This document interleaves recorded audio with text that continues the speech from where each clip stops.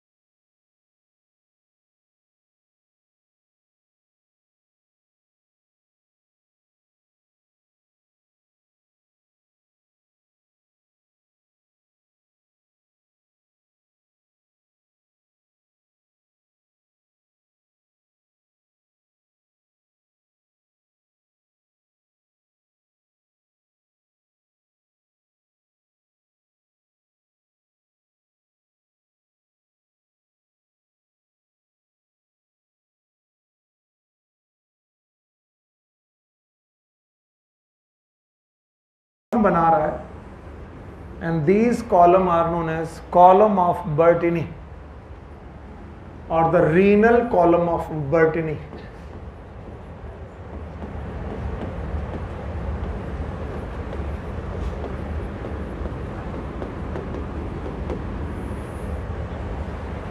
is known as renal column of Bertini. अगर आप इतना स्ट्रक्चर जानते हो तो आप किडनी का ग्रॉस स्ट्रक्चर समझ चुके हो कि ग्रॉस स्ट्रक्चर क्या हो सकता है.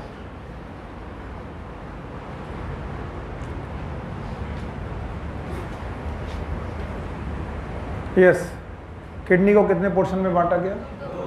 एक कौन सा? कॉर्टेक्स. दूसरा एक कॉर्टेक्स पोर्शन है और एक मेडुला. बाहर वाला, अंदर वाला. मेडुला वाले पोर्शन में ट्रायंगुलर शेप या पिरामिडल शेप स्ट्रक्चर है जिनका नाम है renal pyramid. Renal pyramid converge होकर जा रहे हैं माइनर कैलिक्स. डायग्राम मेरे बहुत अच्छे नहीं लेकिन यहाँ पर बनने चाहिए, इसलिए मैं आप पर एक बार और चांस लेता हूँ. मेरे साथ आप एक बार और डिस्कस करिए. किडनी किस शेप की है? बीन शेप है. अब आपकी टाइम है बेटा, सही ढंग से समझाना मुझे. यस, इस वाले डिप्रेशन का नाम, क्या ये डिप्रेशन हाइलम कहलाएगा? आगे का मुझे नहीं मालूम, आप ही को बताना पड़ेगा. हाइलम बताइए. हाइलम के बाद इस पूरे के पूरे पार्ट को कितने पार्ट में बांटा गया है? बाहर वाला, अंदर वाला, मेडुला. पक्का? अब जो मेडुला पोर्शन है, कॉर्टेक्स को तो छोड़ दो, मेडुला जो वाला जो पोर्शन है, चलिए मेडुला वाला जो पोर्शन है बेटा, वहां पर प्रेजेंट है पिरामिड्स. क्या प्रेजेंट है? पिरामिड. ये मान लो एक पिरामिड हो गया, ऐसे दूसरा पिरामिड हो गया, ये तीसरा पिरामिड हो गया. ऐसे मैं पिरामिड बना रहा हूं, आप काउंट कर सकते हो अपने हिसाब से. These are the pyramids. इन पिरामिड्स का नाम, अच्छा रहेगा कि एक एक नाम लेते जाओगे, काम बनता जाएगा. आपको कई बार लगता होगा एक ही डायग्राम बना करके मैं दोबारा मिटा के देता हूं, क्योंकि एक साइकोलॉजी है. आप पहले डायग्राम के साथ सीखते हो और दूसरे डायग्राम के साथ परफॉर्म करते हो. अब आपको परफॉर्म करने का टाइम है. बताओ, ये पोर्शन, ये वाला कॉर्टेक्स में पिरामिड, मेडुला में पिरामिड. अब मेडुला के पिरामिड कैप बना रहे हैं. These are the cap. याद रहेगा? इन्हीं कैप पर ध्यान सुनना, इन्हीं कैप पर बेटा आपका डिप्रेशन होगा. बोलो, माइनर कैलिक्स. ये भी सारे जुड़े, क्या बना? Major calyx. ये अच्छा बताओ, ये बोलो, ये क्या हो गया? Major calyx. अच्छा ये बताओ, माइनर कैलिक्स. ये तो माइनर कैलिक्स और मेजर कैलिक्स आपस में जुड़ गए. क्या बनाया? Renal pelvis. फिर से बोलो, रीनल. आगे किस रूप में? यूरेटर. तो जो मैं पूछूं वो बताते जाओ, मेरा काम बनता जाएगा. बताओ, मेडुला में पिरामिड है, पिरामिड है. तो ये जो स्ट्रक्चर मैंने अभी लाइन बनाए हैं, ये क्या है? Medullary pyramid. पिरामिड हो गए. अच्छा बताओ, ये वाला पोर्शन मेजर की minor? They are the minor calyx. अच्छा, इसके पीछे मेजर कैलिक्स. अब आपका परफॉर्म करने का समय आप करते रहिए. याद रखना, सारे मेजर कैलिक्स 1 2 3. क्या बनाया? Renal pelvis. और रीनल पेल्विस बाहर ओपन हुआ, ureter. Thank you very much. फिर मैंने बोला कि आपका जो कॉर्टेक्स है, ये सब कॉर्टेक्स रीजन, ये भी कॉर्टेक्स रीजन है, ये डिप्रेस होकर के कॉलम के रूप में अंदर घुस गया. ये देखो, ये डिप्रेस होकर के कॉलम के रूप में 2 मेडुलरी पिरामिड के बीच में घुसने लगा.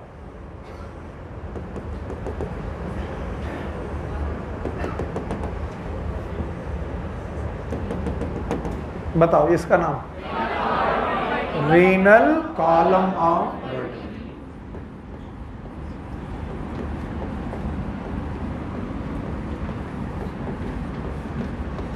ये किडनी के gross structure. These are the gross structure of kidney.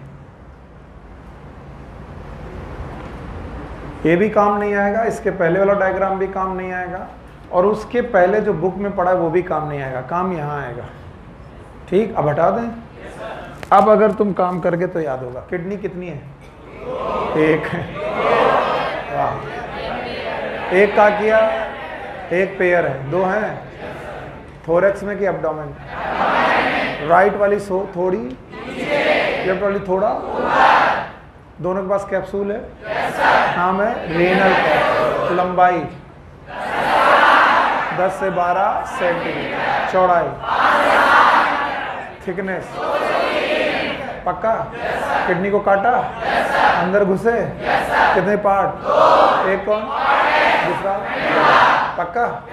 Medulla में गए, पिरामिड मिले, हाँ मैं मेडुलरी पिरामिड, हाँ मेडुलरी पिरामिड मिला। मेडुलरी पिरामिड को आपस में जोड़ा किसने? Minor calyx. माइनर कैलिक्स ने जोड़ा, माइनर कैलिक्स ने मेजर कैलिक्स, मेजर कैलिक्स बनाया, और मेजर कैलिक्स, हाँ पेल्विस से यूरेटर बाहर आया। फिर बोला कि जो मेडुलरी पिरामिड है इनके बीच बीच में कौन घुस गया? कॉर्टेक्स घुस गया है, कॉलम बना रहा है। तो बताओ उस कॉलम का नाम रीनल कॉलम ऑफ बर्टनी। ये सब बकवास है, याद रखना। चाहे वो मेडुलरी पिरामिड हो, चाहे रीनल कॉलम ऑफ बर्टनी हो, चाहे पूरी किडनी हो, इन किडनी के ये ग्रॉस स्ट्रक्चर थे। किसने? ग्रॉस मतलब छोटे की बड़े? बड़े, हाँ बड़े। The kidney have some fine functional unit.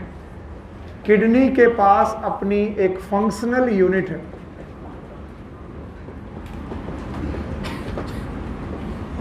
Functional unit of kidney जो बहुत फाइन है, इतनी फाइन कि उसे इलेक्ट्रॉन माइक्रोस्कोपी से देख पाएंगे। किससे? इलेक्ट्रॉन। तो याद रखना, हम लोग माइक्रोस्कोपी से देखेंगे उसे, और जब हम उसे माइक्रोस्कोपी से देखेंगे, इलेक्ट्रॉन तो खैर नहीं, कंपाउंड माइक्रोस्कोपी से भी देख सकते होंगे, आई डोंट नो, लेकिन जब हम लोग इसको माइक्रोस्कोपी से देखेंगे तो उस ट्यूब्यूल का, उस फंक्शनल यूनिट का नाम है नेफ्रॉन। बोलो क्या नाम? Nephron. Also known as uriniferous tubule.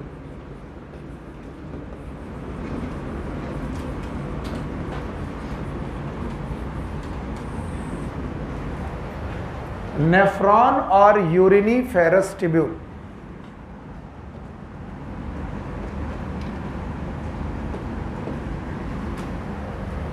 याद रखना, each kidney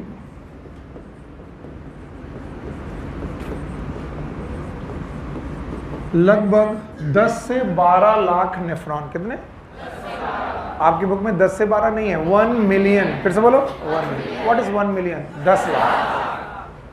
about 1 million nephron है।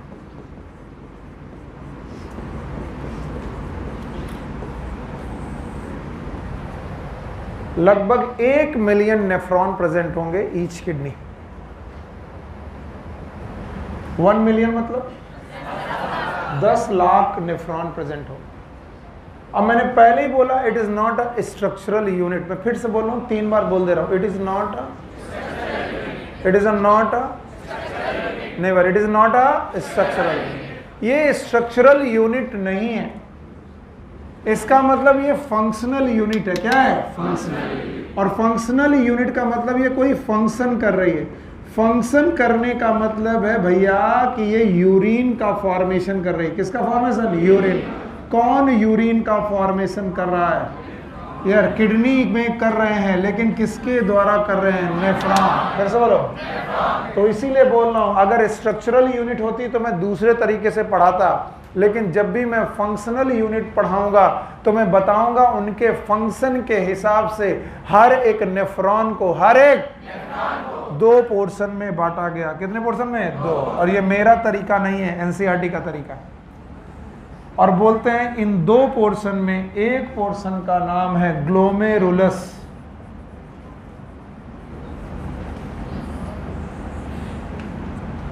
और दूसरे पोर्शन का नाम है ट्यूबुलर पार्ट।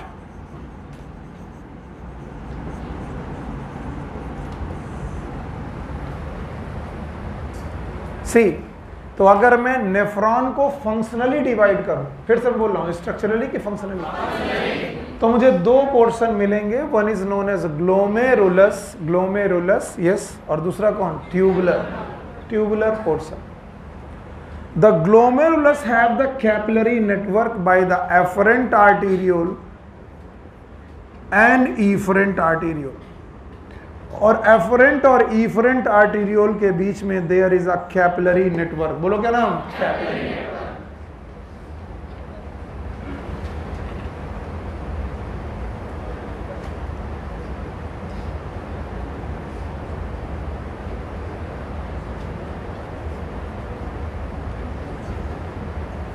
बंद करो। ओके, ये वाला आर्टीरियोल, हाँ, एफरेंट, ये वाला, ये वाला, ये वाला, इनके बीच में कैपिलरी नेटवर्क, ये कैपिलरी नेटवर्क है।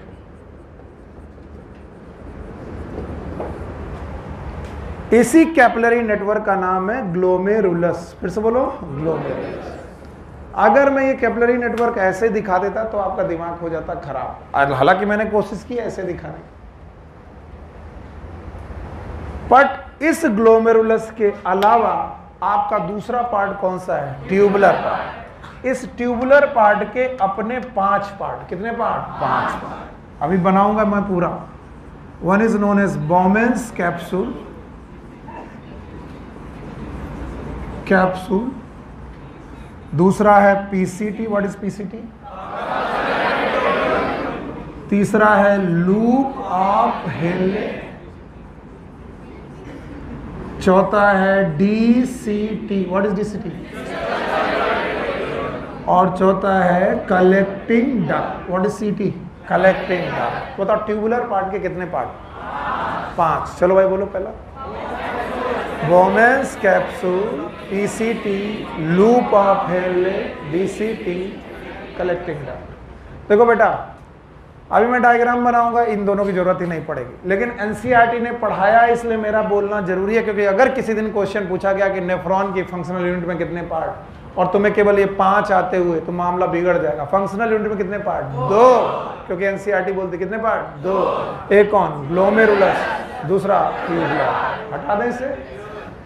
यस, आप पूरा स्ट्रक्चर देखो, याद रखना। सबसे पहले तो हम लोग को ग्लोमेरुलस पार्ट ही बनाना चाहिए, वही सही तरीका है। बताइए, एक तरफ से आर्टीरियोल आया, इफरेंट के एफरेंट, हाँ एफरेंट, बताइए एफरेंट, और जाने वाला इफरेंट। इफरेंट आर्टीरियोल का डायमीटर कम है और एफरेंट का ज्यादा, पक्का? और इनके बीच में there is so many capillaries, बहुत सारी कैपिलरीज का नेटवर्क है, लाइक दिस। ओके, बताओ इनका नाम, इसका नाम एफरेंट, इसका नाम efferent. And now we are going to start with the tubular part. यहां पर डबल मेम्ब्रेनस एक स्ट्रक्चर है, और इस डबल मेम्ब्रेनस स्ट्रक्चर का नाम है Bowman's capsule. This bowl shape Bowman's capsule.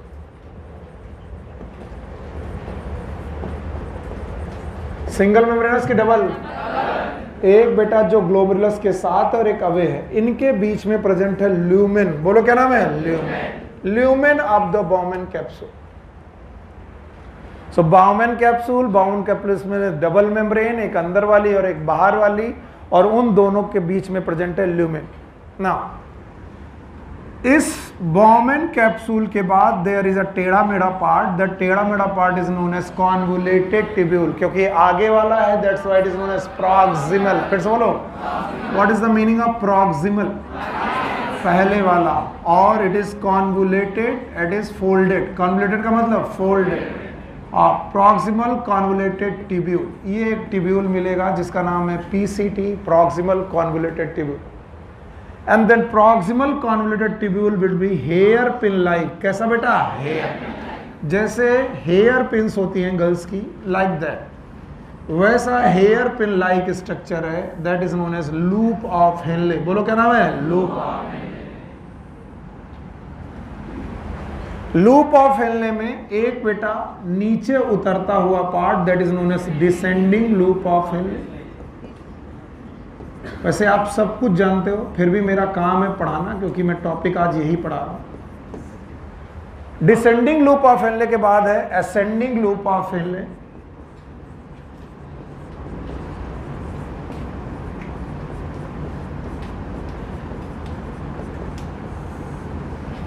और जो असेंडिंग लूप ऑफ हेनले है उसके दो पार्ट, जो नीचे वाला पार्ट है या मेडुलरी पार्ट है ये थिन है, ऊपर वाला पार्ट है thick. It is known as thick ascending loop of Henley.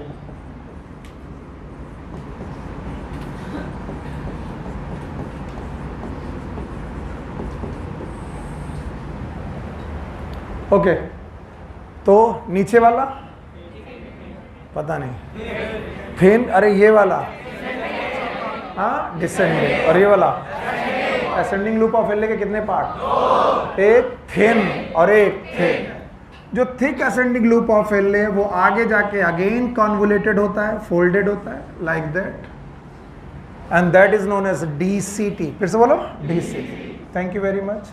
What is DCT? Distal convoluted tubule.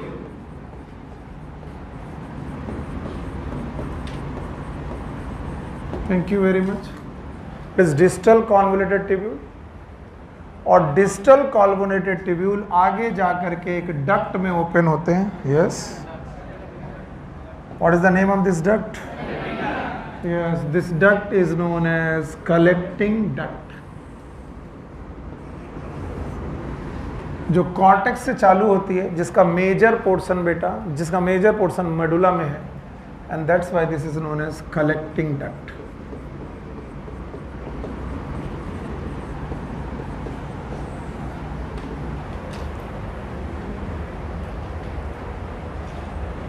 Okay, अब याद रखेंगे इतना पोर्शन जहां पर मैं लाइन लगा रहा हूं, ये जिसमें दो चीजें, बोलो कौन? और इसका नाम ग्लोमेरुलस। दोनों बातें एक ही है कि अलग अलग? अलग अलग। बताओ, कैपिलरी का नाम? हाँ, ग्लोमेरुलस। ट्यूब्यूल का नाम बॉमेन कैप्सूल। बॉमेन कैप्सूल और ग्लोमेरुलस दोनों को मिलाकर हम लोग एक नाम देते हैं, नाम है Malpighian corpuscle. Malpighian corpuscles.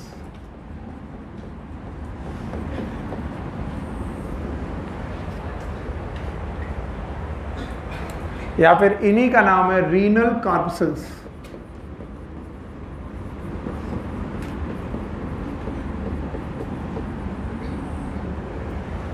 Malpighian corpuscles और रीनल कार्पसल्स।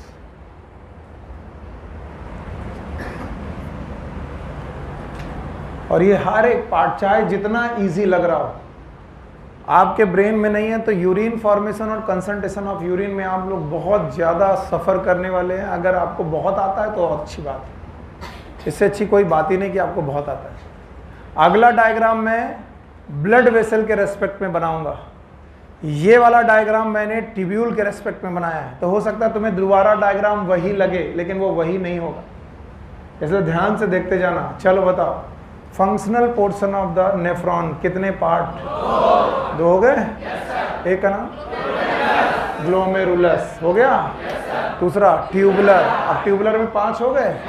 पहला Bowman capsule, PCT, loop of Henle, DCT, collecting. Okay, बताओ ग्लोमेरुलस क्या है?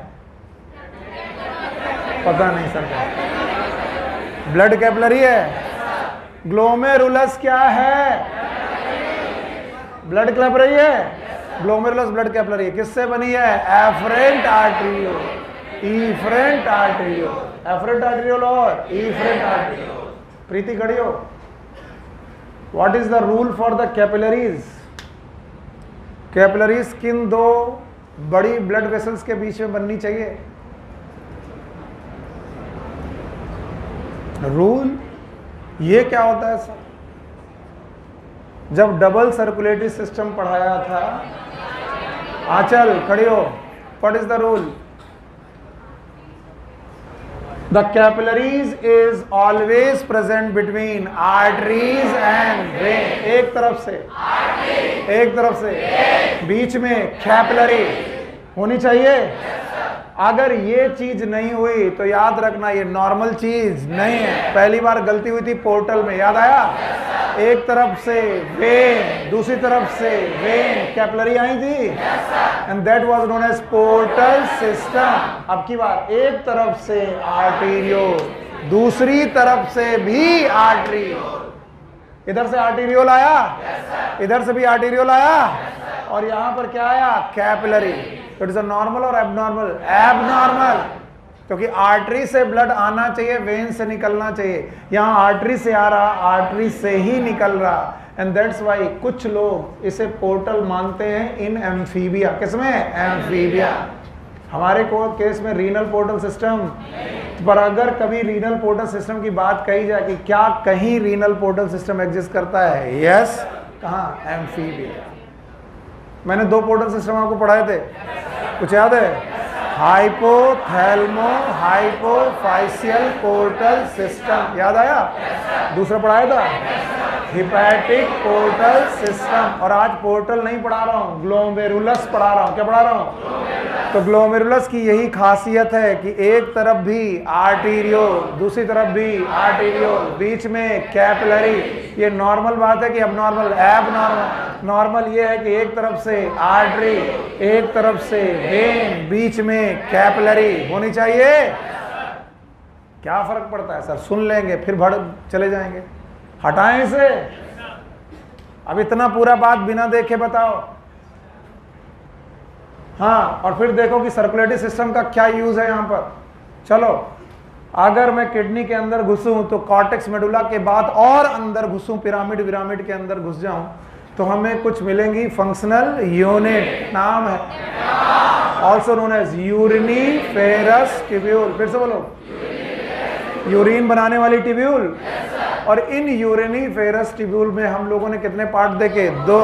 प्लीज बेटा मेरे को कंफ्यूज मत करना, और पूरी तरीके से कितने पार्ट? 2। एक ग्लोमेरुलर, दूसरा ट्यूबुलर। ग्लोमेरुलस और ट्यूबुलर हो गया। Afferent arteriole, efferent arteriole. Afferent और इफरेंट आर्टीरियोल हो गया। और फिर बीच में ग्लोमेरुलर। बताओ ट्यूब्यूल पार्ट देखें? 1 की 5? पांचों दिख रहे हैं? एक बाउमेन कैप्सूल है, सिंगल मेम्ब्रेनस की डबल मेम्ब्रेनस है, बाउमेन कैप्सूल है। बाउमेन कैप्सूल के बाद पीसीटी, लूप ऑफ हेले। कितने पोर्शन? 2। एक डिसेंडिंग, एक असेंडिंग। असेंडिंग के कितने पार्ट? 2। एक थिन, एक थिक। ऊपर गए डीसीटी, डिस्टल कॉन्वोल्यूटेड ट्यूब्यूल। और फिर क्या? कनेक्टिंग। अब इधर देखो, अगर हमारी ये किडनी हो दिस, तो इस किडनी का ये पोर्शन कहलाएगा हाइलम। बोलो क्या कहलाएगा? हाइलम। हाइलम के बाद ये वाला पोर्शन क्या कहलाएगा? कॉर्टेक्स की मेडुला। अच्छा, बाहर वाला? अंदर वाला मेडुला। तो अब आपको याद रखना पड़ेगा कि 3 चीजें याद रखना, 3-4 चीजें, जिनमें से ये, इनका नाम बताओ, बाउमेन कैप्सूल, इनका नाम बताओ पीसीटी, इनका नाम बताओ लूप ऑफ हेले, इनका नाम बताओ, हाँ, इनका नाम बताओ कलेक्टिंग डक्ट। पक्का? अच्छा, इनका नाम बताओ एस एफरेंट आर्टरी, इनका नाम ग्लोमेरुलर, इनका नाम इफरेंट आर्टरी। दोनों को मिलाकर पता नहीं, दोनों को मिलाकर माल्पीजियन कार्पसेल्स। फिर से बोलो, तुम लोगों का कोई भरोसा नहीं कि तुम लोग क्या जवाब ना दो। बताओ इस पूरे स्ट्रक्चर का नाम, the full structure, it is known as Malpighian corpuscles. तो कोई मुझे बताए माल्पीजियन कार्पसेल्स में कितने पार्ट? दोनों नाम याद हैं? एक कौन? एक तो बाउमेन कैप्सूल, दूसरा ग्लोमेरुलर। इनका नाम बताओ, इनका नाम, इनका नाम, हाँ, कलेक्टिंग डक्ट है। तो इसमें से याद रखना, कलेक्टिंग डक्ट का ज्यादातर पोर्शन और loop of Henle, they are present in medulla. बोलो कहाँ? और 3 लोग, बोलो कौन? Malpighian corpuscle, PCT, DCT, they are present in cortex. तो ये भी एक क्वेश्चन बनता है कि बताओ पूरा का पूरा नेफ्रॉन 5 पोर्शन में जो ट्यूबुलर पार्ट है उसके 3 पोर्शन कहाँ पर? कॉर्टेक्स, और 2 पोर्शन का ज्यादातर पार्ट मेडुला। बोलो कौन कौन? लूप ऑफ हेनले और कलेक्टिंग डक्ट दोनों कहाँ हैं? मेडुला। और 3 लोग कौन कौन? मालपीगियन कार्पसल, पीसीटी और डीसीटी। फिर से बोलो, मालपीगियन कार्पसल, पीसीटी और डीसीटी। ये कहां पर प्रेजेंट है? कॉर्टेक्स। ओके, कौन है मेडुला में? कौन है मेडुला में? Loop of Henley. और ये कौन है? कलेक्टिंग। कलेक्टिंग डक्ट का कुछ पोर्शन कॉर्टेक्स में भी है, लेकिन ज्यादातर portion medulla. Loop of Henley का लगभग पूरा पोर्शन किसमें है? मेडुला। मेडुला। और बाकी ये तीनों पोर्शन मेडुला की कॉर्टेक्स। हटा रहा हूं इसे। अब ये एनसीईआरटी में नहीं है, लेकिन तुम्हें नॉलेज होना चाहिए बहुत। एवरीवन हियर, इसलिए पेन थोड़ी देर के लिए ड्रॉप करोगे और जब तक मैं कहूं नहीं तब तक आप उसे लिखेंगे नहीं। जो मैं पूछूं उतना जवाब देते जाओगे, काफ़ी काम बनने वाला। चलिए, हमने कुछ दिन पहले क्या 2-3 दिन पहले मैंने आपको 2 ही दिन पहले मैंने आपको ये स्ट्रक्चर पढ़ा। इसका नाम लीवर है, हार्ट है। फिर मैंने बोला था हार्ट की लेफ्ट साइड, कौन सा साइड? लेफ्ट वेंट्रिकल से एक बेटा बड़ी आर्टरी निकली है, आर्का एओर्टा।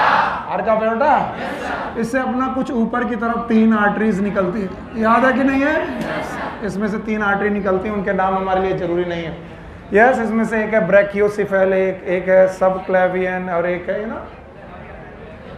कैरोटिड। बोलो कौन? कैरोटिड। आपको याद करने की जरूरत नहीं है, आप आओगे। अब एनसीईआरटी में नहीं, इसलिए मैंने नहीं पढ़ा। ये आर्टरी हार्ट के पीछे जाती है। कहाँ जाती है? पीछे। कौन? एओर्टा। बोलो कौन? इसी का नाम है एओर्टा। और एओर्टा का आर्क है, इसीलिए बोलते हैं आर्क ऑफ एओर्टा।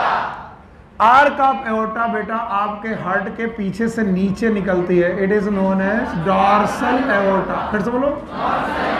और जैसे ही डॉर्सल एओर्टा डायाफ्राम को क्रॉस करती है, किसको? डायाफ्राम। क्योंकि हार्ट कहाँ है? हार्ट कहाँ है? थोरैक्स, थोरैसिक कैविटी में। तो जैसे ये डायाफ्राम को क्रॉस करके नीचे जाती है, इसका नाम हो जाता है एब्डोमिनल एओर्टा। फिर से बोलो। और इतना तो सब लोग जानते हैं कि एओर्टा में पानी बहता है, ब्लड।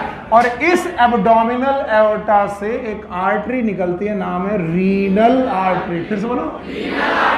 और रीनल आर्टरी दोनों ही तरफ निकलती है, लेफ्ट साइड भी और राइट साइड। और भाइयों बहनों, यही रीनल आर्टरी भाई साहब आपके इस स्ट्रक्चर में एंट्री मारती है। इस स्ट्रक्चर का नाम बताओ। किडनी। इसलिए मैं यहां तक आया क्योंकि मैं तुमको थोड़ा सा आइडिया देना चाह रहा था कि होने क्या वाला है। तो आपका जो ब्लड हार्ट से चला है वो आपकी रीनल आर्टरी में पहुंचा बाई डॉर्सल एओर्टा। बोलो कौन? डॉर्सल एओर्टा का नाम एब्डोमिनल एओर्टा। इसको भी तुम डॉर्सल ही बोल सकते हो, लेकिन एब्डोमिन में पहुंच के तो नाम बताओ। Abdominal aorta. अब एब्डोमिनल एओर्टा से निकली रीनल आर्टरी। बोलो। बच्चा मेरी नाक बचा लेना, अगर जरा सा भी गड़बड़ हुआ तो गड़बड़ हो जाएगा। आर्टरीज आगे फाइन ट्यूबुल बनाएंगे, आर्टीरियोल। फिर से बोलो। और आर्टीरियोल में एक का नाम होगा एफेरेंट आर्टीरियोल। फिर से बोलो। पक्का? एफेरेंट आर्टीरियोल जब आएगा तो यहां बनाएगा ग्लोमेरुलाई, ये किडनी के अंदर, यस और नो? और बनाएगा इफरेंट आर्टीरियोल, ये वाला इफरेंट। पक्का? और इसका नाम ग्लोमेरुलस। फिर से बोलो। तो बच्चा मेरे, जो भी ब्लड ग्लोमेरुलस में पहुंच रहा है वो एक्चुअली कौन पहुंचा रहा है? हार्ट। हार्ट से एओर्टा, एओर्टा से dorsal aorta, dorsal aorta abdominal aorta, abdominal aorta renal artery. फिर से बोलो। काश मैं इसे बड़ा करके दिखा पाता, तुरंत नहीं कर पाऊंगा। इसको हटाना पड़ेगा तभी दिखाना पड़ेगा। क्या? कहां पर? Renal artery. रीनल आर्टरी टूटी, एफरेंट आर्टीरियोल। फिर से बोलो। और काश अगर तुम इसी को समझ पाओ कि ये कहां से आ रहा है, बताओ इसका नाम एफरेंट आर्टीरियोल। फिर से बोलो। और ये कहां निकल रहा है? Efferent artery. और ये क्या बना रहा है? ग्लोमेरुलस। फिर से बोलो। तो बताओ, आने वाला आर्टेरियोल एफरेंट, निकलने वाला इफरेंट। और जो इफरेंट आर्टेरियोल है ये ब्लड लेके आ रहा है तो लौटाना पड़ेगा हर हाल में। अगर किसी ऑर्गन में ब्लड आया है तो वापस आएगा। याद रखना, ये जो इफरेंट आर्टेरियोल है, मैं बहुत डरते हुए पढ़ा रहा हूं, अगर बेटा ना समझ में आए तुरंत हाथ उठाना कि सर नहीं समझ में आया। ये जो इफरेंट आर्टेरियोल है ये ब्लड लेकर कहां पहुंचा? It will distribute its blood in peritubular capillary. और ये जो पेरीट्यूबुलर कैपिलरी है ये आर्टरीज की कैपिलरी है। ग्लोमेरुलस की आर्टरीज की? आर्टरीज की कैपिलरी से बनी बेटा वेन्यूलर कैपिलरीज। बोलो कौन? वेन्यूलर कैपिलरी। और वेन्यूल बनने के बाद बनी वेन। फिर से बनाओ, वेन। काश मैं यहां पर दिखा पाता कि आप क्या क्या करने वाले हो। कोशिश करता हूं। आर्टरी, बोलो क्या? कौन सी? बोलो। एफरेंट आर्टेरियो, फिर बाउमैन कैप्सूल, फिर इफरेंट आर्ट, फिर पेरीट्यूबुलर कैपिलरी, पक्का, फिर वेन्यूल, फिर वेन। इसका नाम है रीनल वेन। फिर से बोलो। और निकलिए गई सुपीरियर की इंफीरियर? Inferior vena cava. और ये ब्लड किससे आया था? एओर्टा। गया किससे? Inferior vena cava. अब अपना पहला डायग्राम देखो जहां 4 चीजें बनी थी। एनसीईआरटी।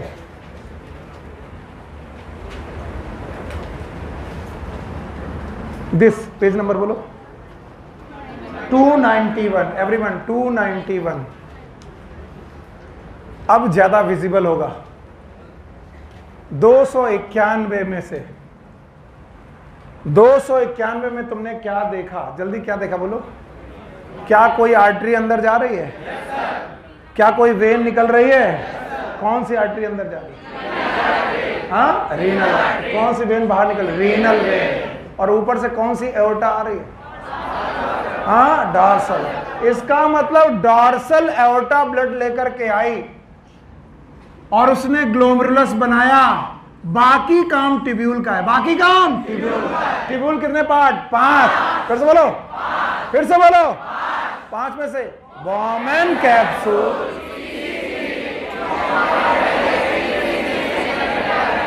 पक्का? मैं वो एनसीईआरटी का डायग्राम उठाने जा रहा हूं, चिंता मत करो, वही पढ़ाऊंगा। ये तो मेरा तरीका समझाने का।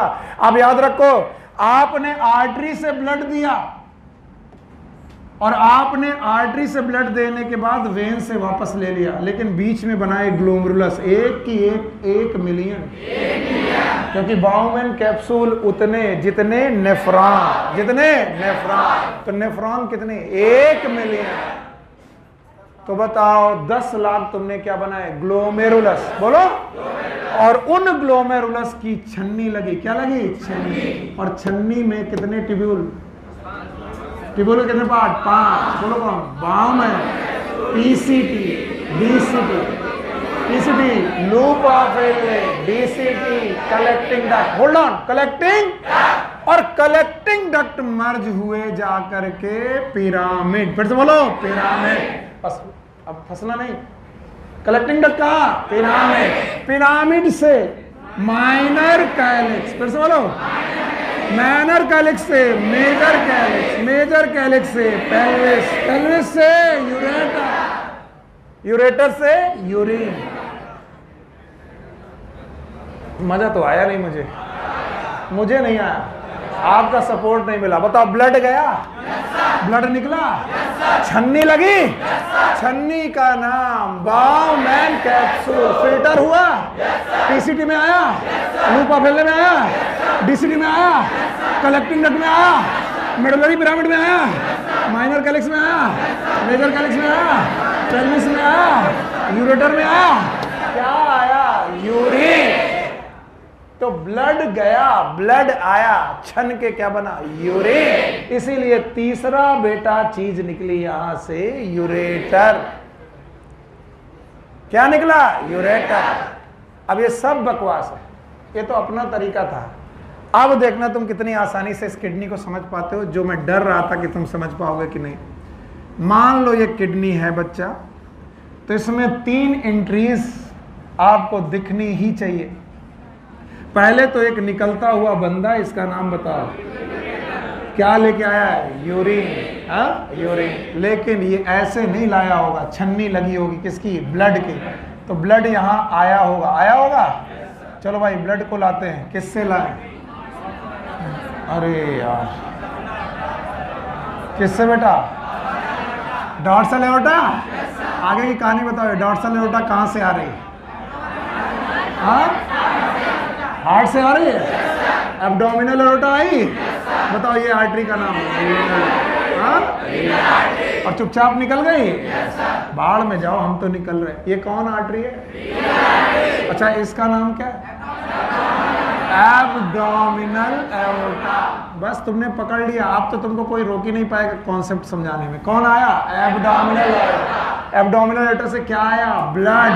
हाँ, ब्लड कहाँ पहुंचा? Renal artery. हाँ, अब पता नहीं भगवान अंदर जाके क्या बनाया होगा। Afferent artery, efferent artery, peritubular capillary. पूरा बोलो। Afferent arteriole, efferent arteriole, peritubular capillary. और एफरेंट और इफरेंट के बीच में ग्लोमेरुलस। पक्का? ग्लोमेरुलस तो खैर छन्नी मारा, लेकिन पेरीट्यूबुलर कैपिलरीज क्या बनाई होंगी? वेन्योल। वेन्योल से क्या बनी होगी? वेन। कौन सी वेन? Renal when. क्या यहाँ से रीनल वेन निकली होगी? यस। और रीनल वेन ने किसको ब्लड दिया होगा? Superior vena cava. सुपीरियर कि इंफीरियर? इंफीरियर। तो बताओ, इसमें ब्लड आ रहा है, यहाँ से ब्लड जा रहा है। ये कौन है? आर्टरी। ये कौन है? वेन। और भैया ये कौन है? यूरेटर। ब्लड आया, ब्लड गया, छन्नी लगी, क्या बना? यूरिन। कहाँ निकला? यूरेटर। तो यूरिन बनाने वाले भैया का नाम Bowman capsule, PCT, loop of Henle, DCT, collecting duct. Collecting duct कहाँ मर्ज हुई? Minor calyx, major calyx, pelvis, ureter. नहीं आया? कुछ पल्ले वल्ले पड़ रहा है? तो कौन घुसा? ब्लड। कौन निकला? ब्लड। यूरिन नहीं निकला, ब्लड घुसा, ब्लड निकला। ये ब्लड सिस्टम है। बीच में क्या निकल आया? यूरिन। तो यूरिन नाम की छन्नी लगी जिस सिस्टम से, उसी का नाम है यूरिनरी सिस्टम। बोलो। और जिसको हम लोगों ने पढ़ाया था दो पार्ट में, कॉर्टेक्स और मेडुला। एक भैया चले गए तो उनको मज़ा नहीं आ रहा था, इंटरेस्ट नहीं ले रहा था। उन्होंने कहा कौन बैठे? आजकल क्लासेस केवल एंटरटेनमेंट की हो गई, और मैं देखता हूँ बहुत शोर मचता है हम लोगों की भी क्लासेस में। ये कम करोगे पढ़ाई ज़्यादा होगी, अगर एंटरटेनमेंट के चक्कर में रहोगे पढ़ाई कम होगी। यस, जल्दी से बोलो, याद करो। पूरा स्ट्रक्चर बनाना है। किडनी के कितने पार्ट? 2।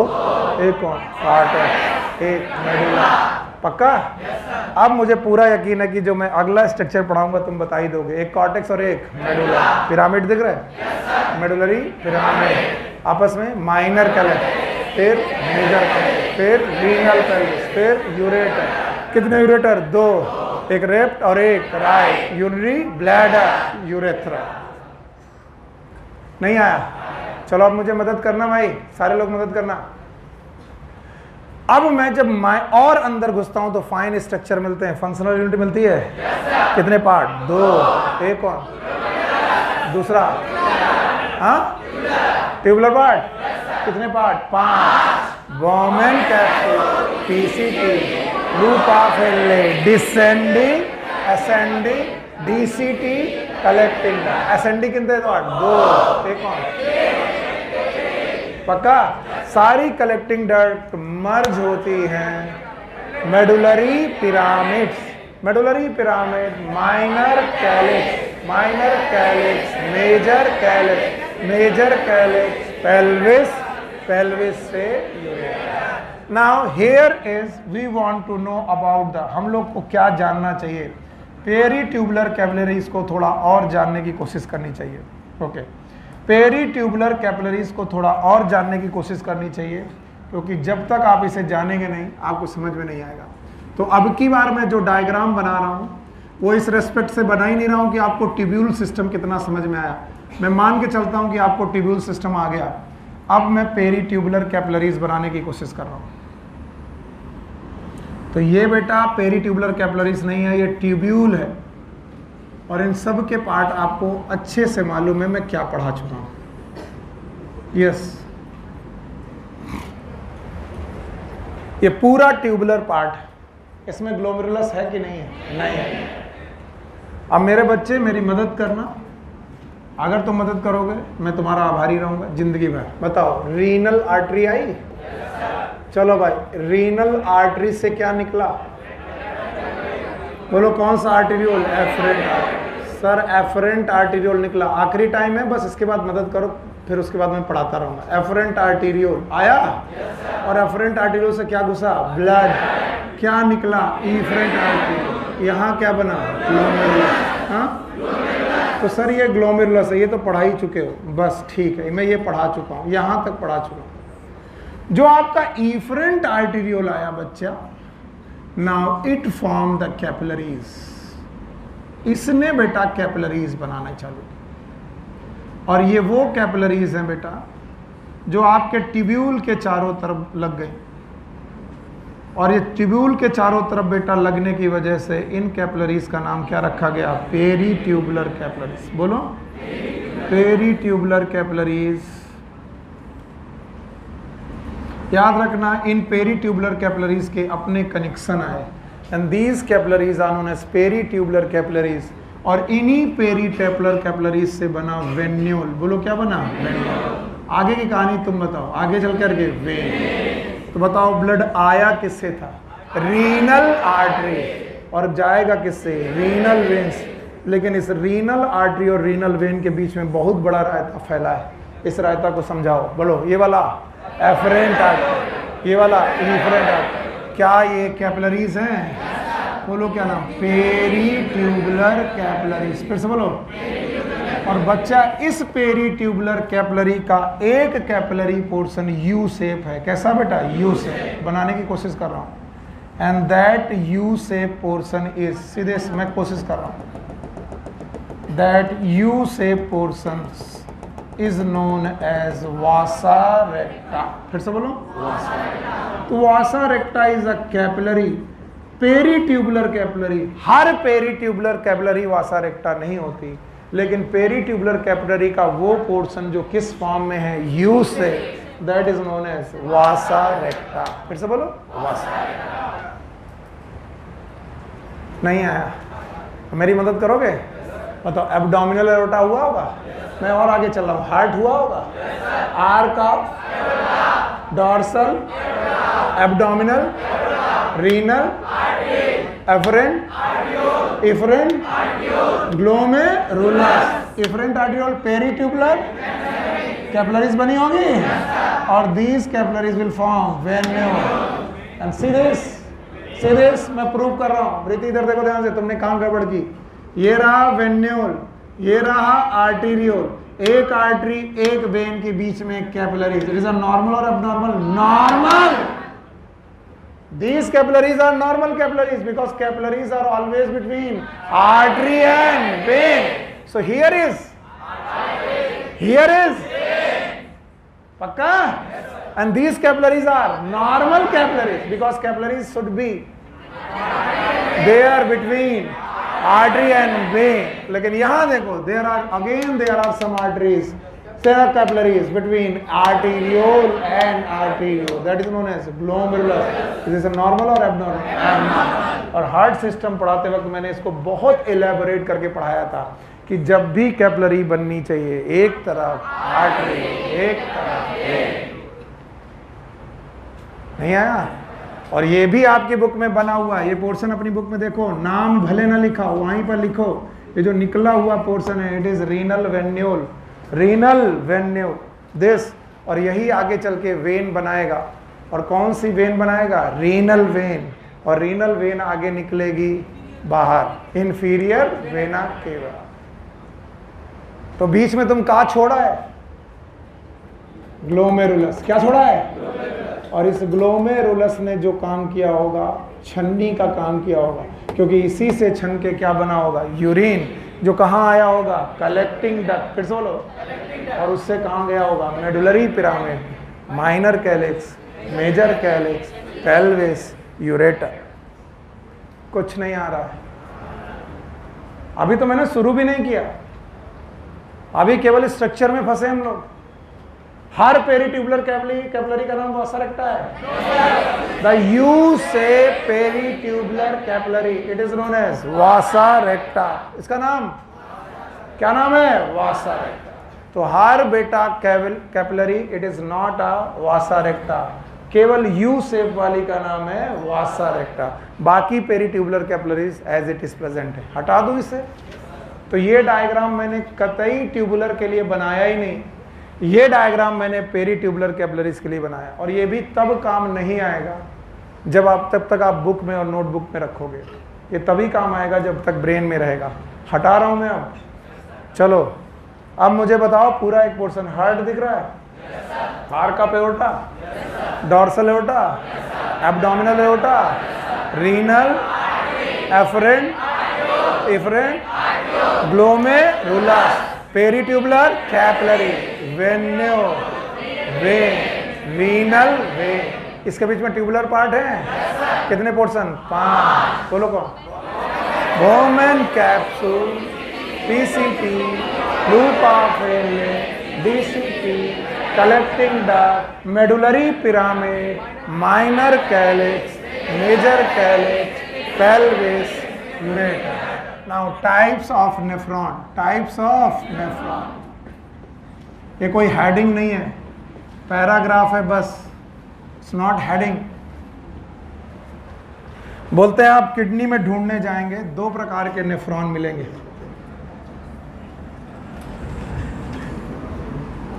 एक वो नेफ्रॉन जिनका ज्यादातर पोर्शन कॉर्टेक्स में होगा, सी, उनका बाउमेन कैप्सूल कॉर्टेक्स में, उनका पीसीटी कॉर्टेक्स में, उनका लूप ऑफ हेनले भी बेटा का मेजर पोर्शन कॉर्टेक्स में, और डीसीटी भी कॉर्टेक्स में। खाली उनकी कलेक्टिंग डक्ट है जो मेडुला की तरफ होगी। ऐसे nephron they are known as cortical nephron, they are known as cortical nephron.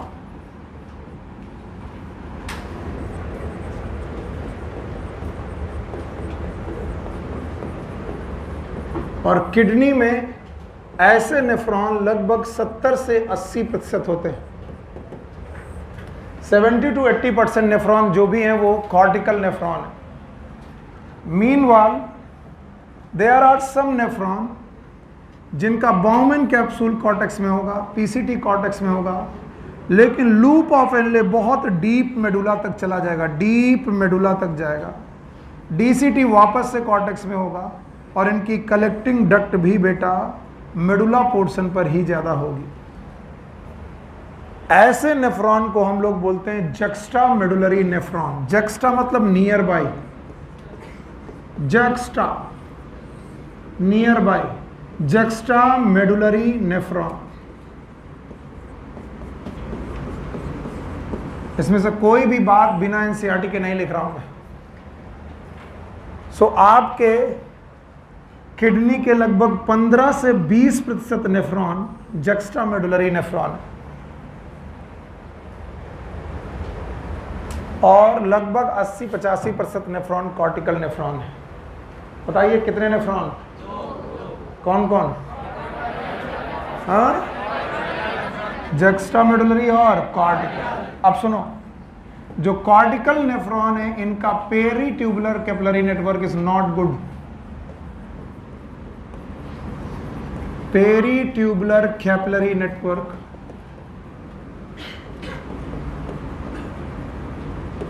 is poor,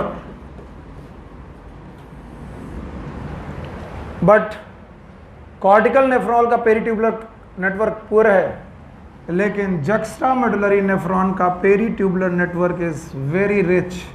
सो अगर मैं पूछूं वासा रेक्टा कहाँ मिलेगी? हाँ, juxta.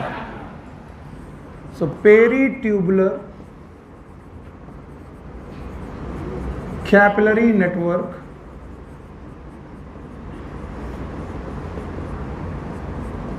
very rich in juxtamedullary nephron. अब बताओ, आपकी किडनी में कितने प्रकार के नेफ्रॉन? 2। एक कौन? Cortical nephron. दूसरे कौन? अब बताओ, जो बेटा कॉर्टिकल नेफ्रॉन है उनका ज्यादातर पोर्शन, अच्छा लूप ऑफ हिल्ले का कुछ पोर्शन मेडुला में, बाकी सारा कॉर्टेक्स में। कलेक्टिंग डक्ट का ही कुछ पोर्शन बेटा मेडुला में, बाकी सब कुछ कॉर्टेक्स। अच्छा बताओ, जक्स्टा मेडुलरी नेफ्रॉन, जक्स्टा, सो जाओ, juxta near by, juxta near by, near by किसके? मेडुला। तो जक्स्टा मेडुलरी नेफ्रॉन जो मेडुला के पास प्रेजेंट हो, these are juxta medullary nephron. और ऐसे जक्स्टा मेडुलरी नेफ्रॉन में पेरीट्यूबुलर कैपिलरीज पुअर और रिच। थकने लगे क्या? थकने लगे हो बता देना, क्योंकि यस गर्मी लग रही। भैया चलाओ, क्योंकि अब मैं कोई भी चीज बर्दाश्त नहीं कर सकता, क्योंकि अब रियल चीज जा रही यूरिन फॉर्मेशन, और वहां पर कॉन्सेप्ट में ना समझ में आना, कल को कोई मुझे कहे कि सर थक गए थे इसलिए नहीं आया, मैं नहीं बर्दाश्त कर पाऊंगा, मैं मेहनत करने जा रहा हूं। चलो इतना अगर तुम्हें पढ़ता आ गया तो अगला टॉपिक क्या है? देखो अगला टॉपिक क्या है? Urine formation. हाँ 2 मिनट रिलैक्स कर लो, ले शोर मत करना।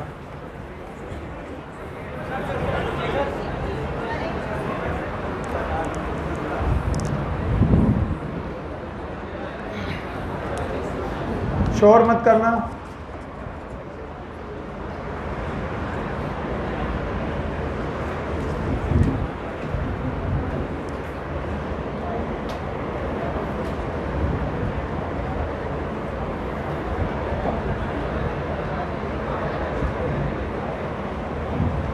बाहर जाने के लिए नहीं बोला मैंने, मैं 2 मिनट में शुरू करूंगा, तुम्हें कुछ नहीं आएगा।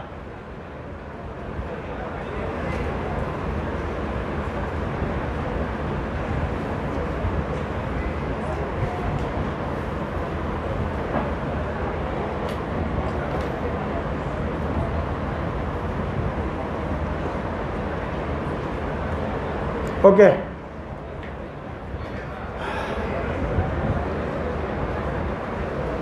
चलिए, एक डीप ब्रेथ अंदर लीजिए,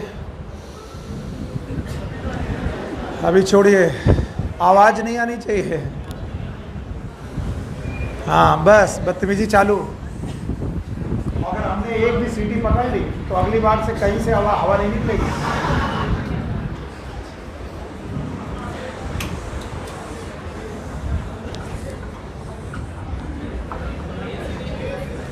अब एसी नहीं चल रहा, मैं क्या करूं?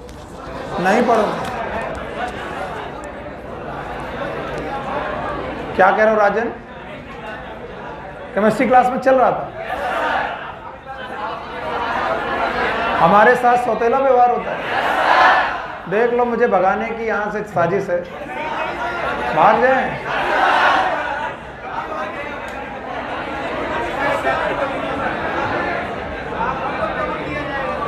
भाइयों बहनों, मेरे साथ मेरे बच्चे हैं, तुम्हारे साथ क्या है? मेरे पास बच्चे हैं। लोग बोलते हैं मेरे पास माँ है, मेरे पास बच्चे हैं। हाँ भाई बच्चों, मेरे प्यारे बच्चों, this was the most boring part जिसको तुमने बहुत इंटरेस्ट से पढ़ा। मुझे लग रहा था कि शायद ये मोस्ट बोरिंग पार्ट में तुम बोर हो जाओगे, लेकिन आज कमाल काम किया आपने, कंसंट्रेशन से बढ़ा। आप जो आ रहा है, it is the most interesting part of the excretory system, that is urine formation. आइए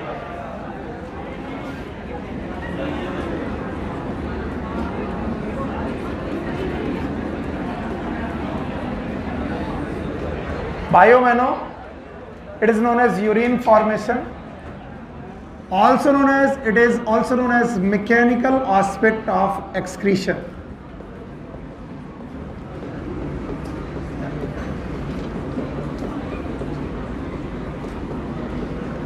एक्सक्रीशन का मैकेनिकल एस्पेक्ट है। बड़ा शांत हो जाओ, अगर तकलीफ भी हो रही है तो तकलीफ का घंटा केवल आधा बचा है।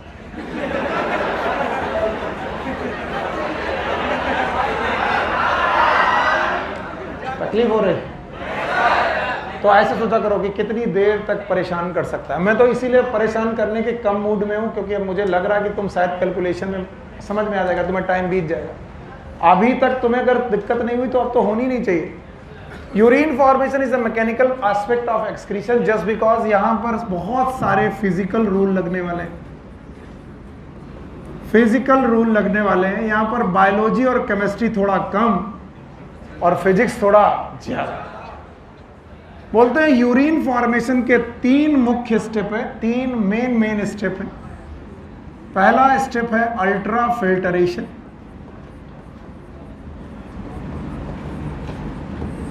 दूसरा स्टेप है सेलेक्टिव रीअब्जॉर्प्शन,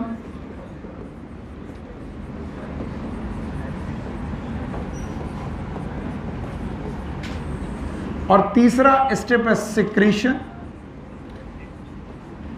या फिर इसी को कुछ लोग सेलेक्टिव सिक्रीशन भी बोलते हैं।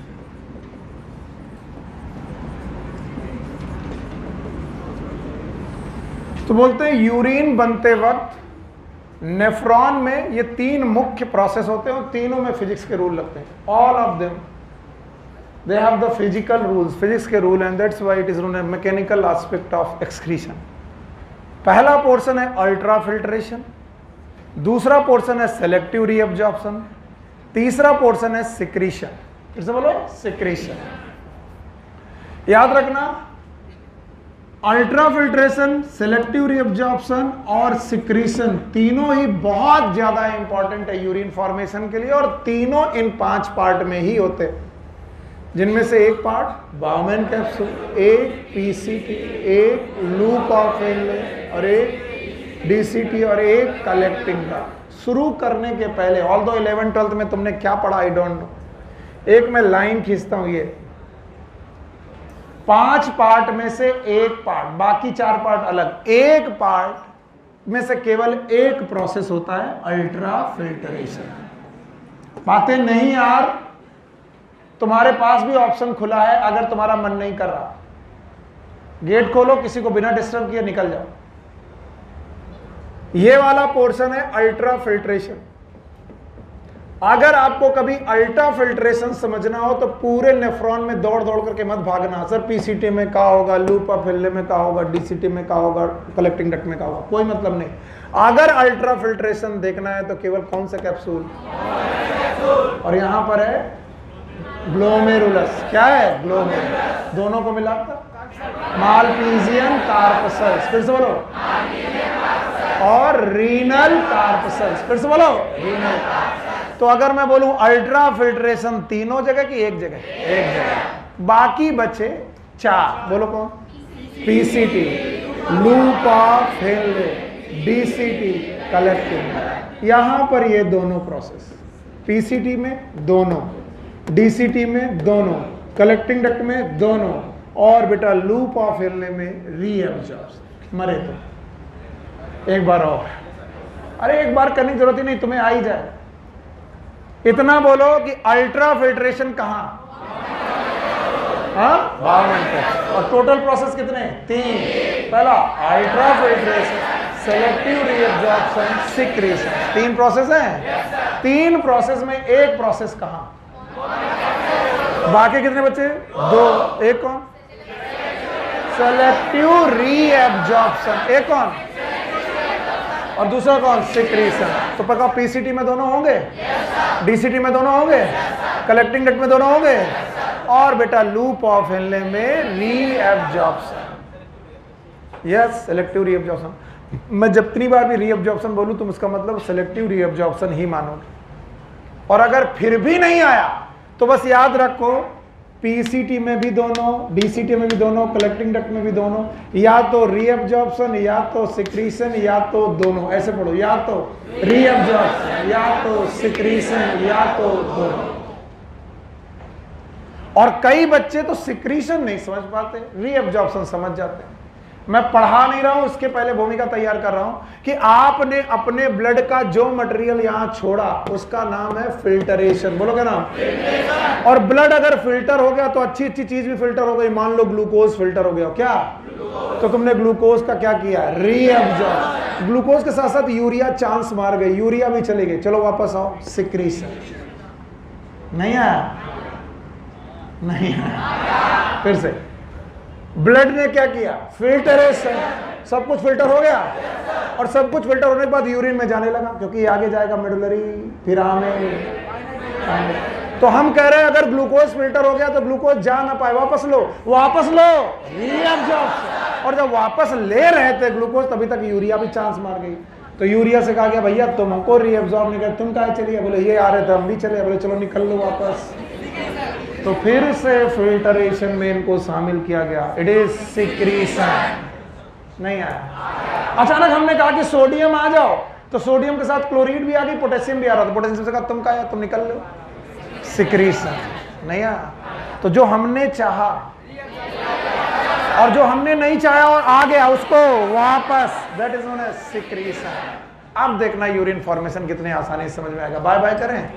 बताओ, यूरिन फॉर्मेशन में 3 main process, one is ultrafiltration, दूसरा, thank you very much. Now ई भैया का नाम आज 7वीं बार ले रहा हूं, नाम बताओ। बाउमैन कैप्सूल। सिंगल मेम्ब्रेनस की डबल मेम्ब्रेन? Double membrane. एक ये ऊपर वाली मेम्ब्रेन है, नीचे वाली है। इन डबल मेम्ब्रेनस में ये वाली जो मेम्ब्रेन है, इसमें बेटा special cells, these are squamous cell but they have the fingers, finger like projection, that's why they are known as podocytes. फिर से बोलो। तो पोडोसाइट्स नाम की सेल्स हैं जो कि एक्चुअली स्क्वैमस एपिथेलियम की पार्ट है। किसका? स्क्वैमस एपिथेलियम का पार्ट है, जिनमें फिंगर लाइक प्रोजेक्शन है, that's why they are known as podocyte. किस में प्रेजेंट है? Bowman capsule. फिर से बोलो। और अगर मैं कैपिलरी नेटवर्क की एक कैपिलरी उठाऊं, जो कि जैसा मैं बना रहा हूं वैसा पॉसिबल नहीं है, फिर भी बताओ, इधर से आने वाला एफरेंट, इधर से जाने वाला इफरेंट, आने वाला चौड़ा और जाने वाला सकरा। बताओ, आने वाला ब्लड ज्यादा, जाने वाला कम, तो कुछ यहाँ रुका? जो रुका है वो कहाँ रुका है? Capillary network. बोलो कहाँ? कैपिलरी। तो बताओ, कैपिलरी नेटवर्क में जो ब्लड रुका है उन कैपिलरीज का नाम ग्लोमेरुलस। ग्लोमेरुलस। अब मैं एक ग्लोमेरुलस नाम की कैपिलरी के बारे में सोचता हूं कि वो क्या होगी, तो ये ग्लोमेरुलस कैपिलरी इन पोडोसाइट के बीच में फंसी होगी। और अगर ग्लोमेरुलस कैपिलरी इन पोडोसाइट के बीच में फंसी होगी तो ग्लोमेरुलस कैपिलरी की अपनी एक एंडोथीलियम होगी। क्या होगी? एंडोथीलियम। अगर मैं बड़ा करके बनाऊं तो ये जो मैंने पीला बनाया है ये कैपिलरी है। बोलो क्या है? कैपिलरी। और कैपिलरी में होती है एंडोथीलियम। बोलो। और एंडोथीलियम किसकी बनी होती है? Squamous epithelium. फिर से बोलो। और याद रखना, इधर जो मैं बना रहा हूं वो बाउमैन कैप्सूल। बोलो कौन? बाउमैन कैप्सूल। और बाउमैन कैप्सूल की आउटर की इनर और उसमें प्रेजेंट है पोडोसाइट। फिर से बोलो। और ये भी किसकी प्रेजेंट है? Squamous epithelium. सो मत जाना बस। तो आपको एक मेम्ब्रेन मिलने वाली है, and this membrane is filtration membrane. कौन सी मेम्ब्रेन? फिल्टरेशन। इसके पहले हम लोगों ने तस्वीर, खड़े हो, एक डिफ्यूजन मेम्ब्रेन पढ़ी थी। याद करो, ये डिफ्यूजन मेम्ब्रेन हमने पढ़ी थी एल्वुलाई। याद आया? और यहां पर एक कैपिलरी आई थी। बताओ, कैपिलरी में क्या थी? अंजलि खड़ी हो। ये एल्वुलाई है, इसमें हवा आई, ये ब्लड जा रहा है, इनके बीच में डिफ्यूजन मेम्ब्रेन। डिफ्यूजन मेम्ब्रेन की 3 लेयर। खड़े हो।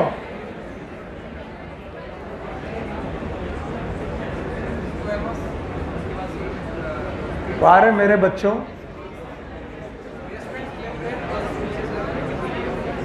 पंद्रह अप्रैल के बाद तैयार रहो बेटा, डंडा लेकर के चटकेंगे तुम्हारे ऊपर हम। हाँ रो। हाँ कोई बात नहीं। स्क्वैमस एपिथेलियम किसकी? एल्वुलाई की। एंडोथीलियम किसकी? Blood vessel. Blood vessel. और बीच में बेसमेंट मेम्ब्रेन, और इस मेम्ब्रेन का नाम डिफ्यूजन मेम्ब्रेन। फिर से बोलो। क्या यहां डिफ्यूजन हो रहा? किसका? गैसेस। केवल सुन लेने से कुछ नहीं होगा, इसका भी कहानी सुन के चली जाओ।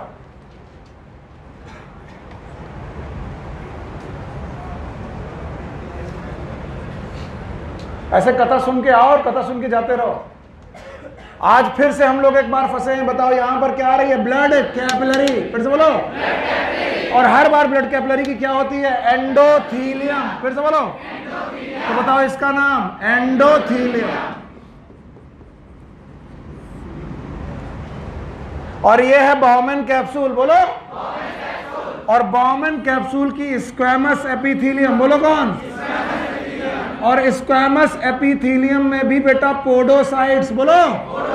पोडो मतलब पैर, साइट मतलब सेल, ऐसे सेल जिनमें हाथ पैर दिखाई पड़े, उंगलियां दिखाई पड़े, it is known as podocyte. फिर से बोलो। और बीच में बेसमेंट मेम्ब्रेन। बीच में बेसमेंट मेम्ब्रेन। अब बताओ यहां पर कितनी लेयर? 3। और तीनों लेयर क्या करें? डिफ्यूजन की फिल्ट्रेशन। और इन फिल्ट्रेशन मेम्ब्रेन में बड़े बड़े छेद, याद रखना। And these pores are known as fenestra। बोलो क्या? फेनेस्ट्रा। और फेनेस्ट्रा बोलने की वजह से हम एक शब्द यूज करना पड़ेगा, स्लिट्स। बोलो। ऐसा तो नहीं है कि तुमने फिजिक्स में कभी कोई स्लिट एक्सपेरिमेंट ना पढ़ा है? वैसे ही बड़े बड़े पोर, और इन बड़े बड़े पोरों से चीजें निकल रही। अब इसमें क्या बह रहा? पता नहीं। वापस आओ। ये एफरेंट की फ्रंट, ये वाला एफरेंट की फ्रंट। एफरेंट क्या आया? कहां गया? ब्लड। क्या निकला? ब्लड। ब्लड यहां रुका? कैपिलरी में ब्लड रुका? ब्लड में प्रेशर पड़ा, फिल्टर हुआ। कैपिलरी से आया बीच में, बीच से आया बाउमेन कैप्सूल के ल्यूमेन में। और ल्यूमेन में आते वक्त इसे बड़े बड़े छेद मिले, बड़े बड़े फेनेस्ट्री मिले, तो ऑलमोस्ट सब कुछ फिल्टर हो गया। ऑलमोस्ट जो कुछ ब्लड में था सब कुछ फिल्टर हो गया। ऑलमोस्ट सब कुछ फिल्टर हो गया। याद रखना क्या क्या फिल्टर हो गया वो मुझे पूछना है। उसके लिए मैंने आपको सर्कुलेटरी सिस्टम पढ़ाया था। खड़े हो। हाँ, अगर ये ब्लड है तो इस ब्लड में दो चीजें, एक है ब्लड कार्पसेल्स। बोलो। ब्लड कार्पसेल्स। और दूसरा है ब्लड प्लाज्मा। आज तुमको इतना बताना है कि प्लाज्मा में क्या क्या है, बाकी लोग शांत रहे। प्रोटीन है, कार्बोहाइड्रेट है और वाटर है। मर मर के हम पढ़ें और एक दिन हम खुद ही मर जाएं। आओ बाहर आओ, आओ आओ। या तो पढ़ना चालू करोगे या तो फिर तुम छोड़ ही दोगे क्लास। बाकी लोग एक साथ बोलना, तभी इनको समझ में आएगा कि इन्हें क्या नहीं आता है। कितनी चीजें? और मैंने कहा था बायोलॉजी और 5 चीजों के बीच में कुछ ना कुछ मिलता रहता है, याद है? 90 से % वाटर, 6 से 8% प्रोटीन। हो गया? 2 हो गया? तीसरा न्यूट्रिएंट, याद है? चौथा सॉल्ट एंड क्लॉटिंग फैक्टर, याद है? 5वां एंजाइम, याद है? आप सुनो, पहली बात तो वाटर से ब्लड कार्पसेल्स फिल्टर नहीं होंगी, बल्कि प्लाज्मा फिल्टर होगा। क्या? प्लाज्मा। तो पहले तो ब्लड कार्पसेल्स को जाने दो, ये फिल्टर नहीं होंगी। बचा कौन? तो आप लोग अपने दिमाग में 10 बार ये घुसाओ कि यहां ब्लड की बजाय ब्लड प्लाज्मा फिल्टर हो रहा, तभी आगे बढ़ पाओगे। ब्लड की बजाय उससे तुरंत खुशी मिलेगी कि blood corpuscles filter, RBC, WBC, platelet. इसका मतलब यहां पर फिल्टरेशन तो जरूर होगा, लेकिन कौन कौन सी चीजें नहीं आएंगी? आरबीसी, डब्ल्यूबीसी आएंगे कि नहीं आएंगे? नहीं आएंगे। अब आएगा प्लाज्मा। बोलो क्या? ऑलमोस्ट प्लाज्मा का सब कुछ आ जाएगा except protein. Except protein. Plasma protein को छोड़ करके बाकी सब कुछ यहां फिल्टर हो जाएगा। प्लाज्मा प्रोटीन में कौन कौन सी प्रोटीन याद है? बोलो कौन? फाइब्रिनोजेन। फाइब्रिनोजेन के अलावा इम्यूनोग्लोबुलिन और एल्बुमिन, याद है? तो ये प्रोटीन फिल्टर नहीं होंगी, तो कौन फिल्टर होगा? कुछ हो तो नहीं हुआ? हुआ। हाँ, 5 में से 1 नहीं हुआ, बाकी हुआ। बोलो क्या?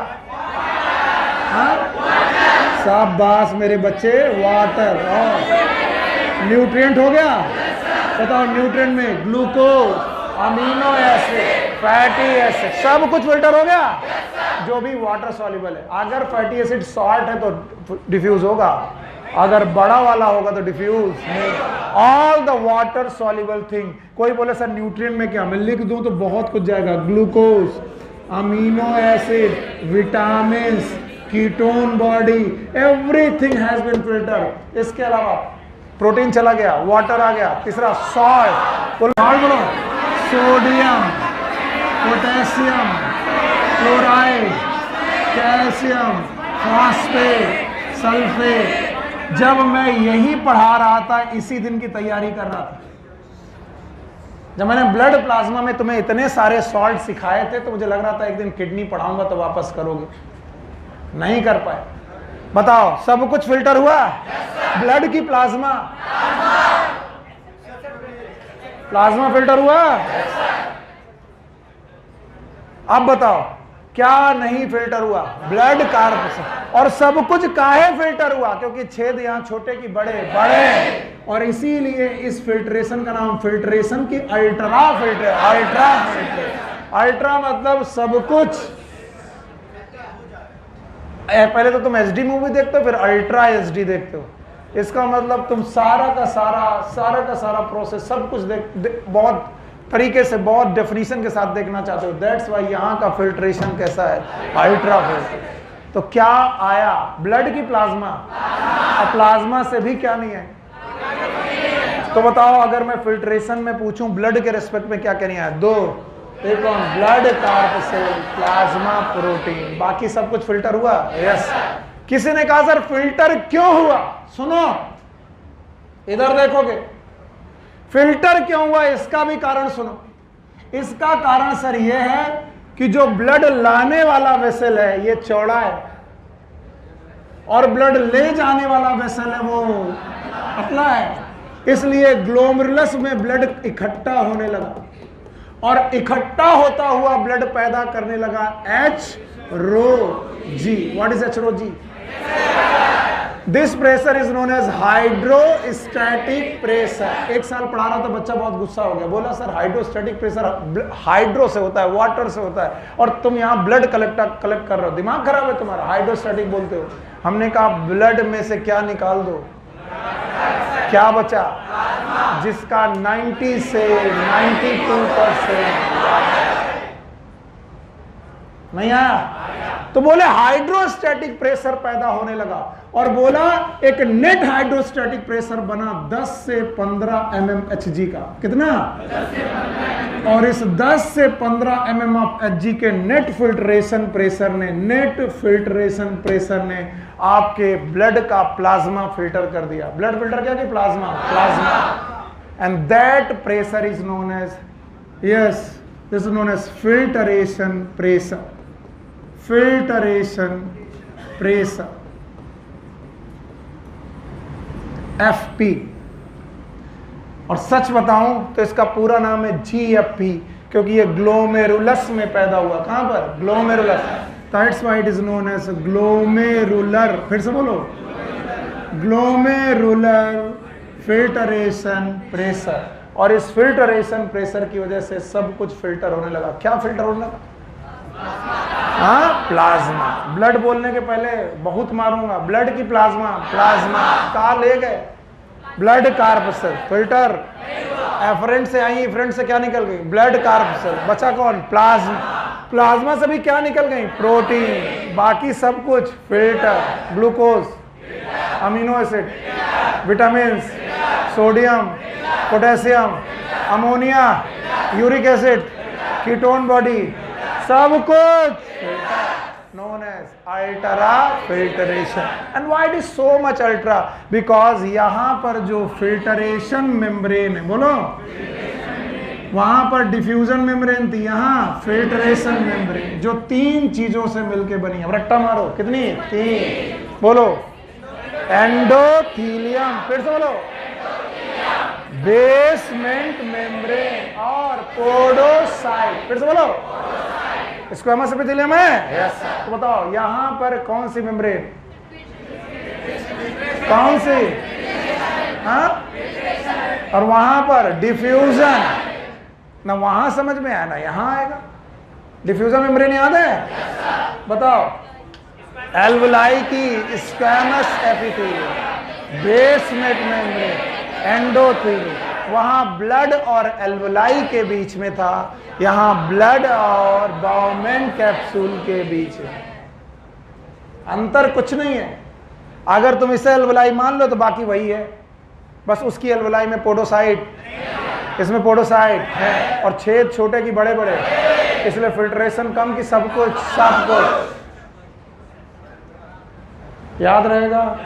तो अगर मैं डिफ्यूजन मेम्ब्रेन पूछूं तो किडनी में बताओ कि लंग्स में, और अगर मैं बेटा तुमसे फिल्ट्रेशन मेम्ब्रेन पूछूं, हाँ पक्का? अब मैं इसे मिटा दूं? हाँ, अभी पूरा नहीं हुआ, ये अभी होना बाकी है। इतना समझ में आया? कौन आया? किससे? एफरेंट चौड़ा की मोटा, पतला चौड़ा, इफरेंट। तो बताओ यहां पर कैपिलरी में ब्लड रुका, ब्लड में वाटर रुका, क्या पैदा हुआ? एच रो जी। क्या फिल्ट्रेशन प्रेशर बना? हाइड्रोस्टैटिक प्रेशर है कितना? 10 से 15 milligram MM of H G. Filter हुआ, इसका नाम GFP। कभी कभी मैं GFP पूछूंगा तो बता पाओगे? What is GFP? Glomerular filtration pressure. Glomerular filtration pressure. भाई कुछ समझ में आ रहा है? हाँ बोले सर इतने दिनों बाद ध्यान दिया आपने हमको। रोज ध्यान रहता है, आज पूछ लिया। आज तुम देख नहीं रहते ना मेरी तरफ, हमको जो नहीं देखता मुझे बड़ा दुख होता है। अरे बस, हाँ भाई, कौन आया? एफरेंट। कौन गया? आया, ज्यादा गया। बीच में तालाब बना, तालाब का नाम ग्लोमेरुलस, उसमें हाइड्रोस्टैटिक प्रेशर हुआ एच रो जी। तो अगर ब्लड प्रेशर ज्यादा तो बेटा फिल्टरेशन प्रेशर भी ज्यादा।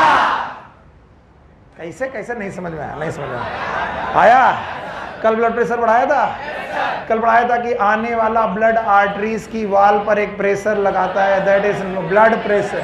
तो अगर आने वाला ब्लड प्रेशर ज्यादा तो फिर एचरोजी भी ज्यादा, और एचरोजी ज्यादा तो फिल्ट्रेशन प्रेशर भी ज्यादा। हाँ हीरो करो। हाँ और क्या, केवल हम ही पढ़ाते रहेंगे क्या? What is cardiac output?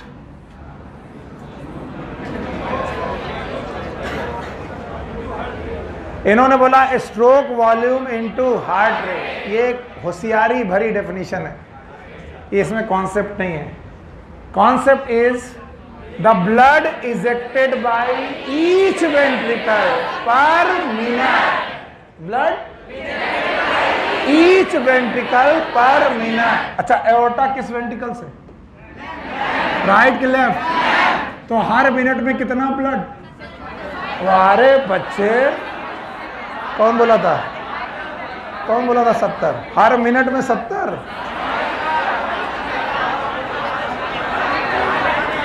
तो इससे हर स्ट्रोक वॉल्यूम में 70 और गुणे 72 बराबर 5।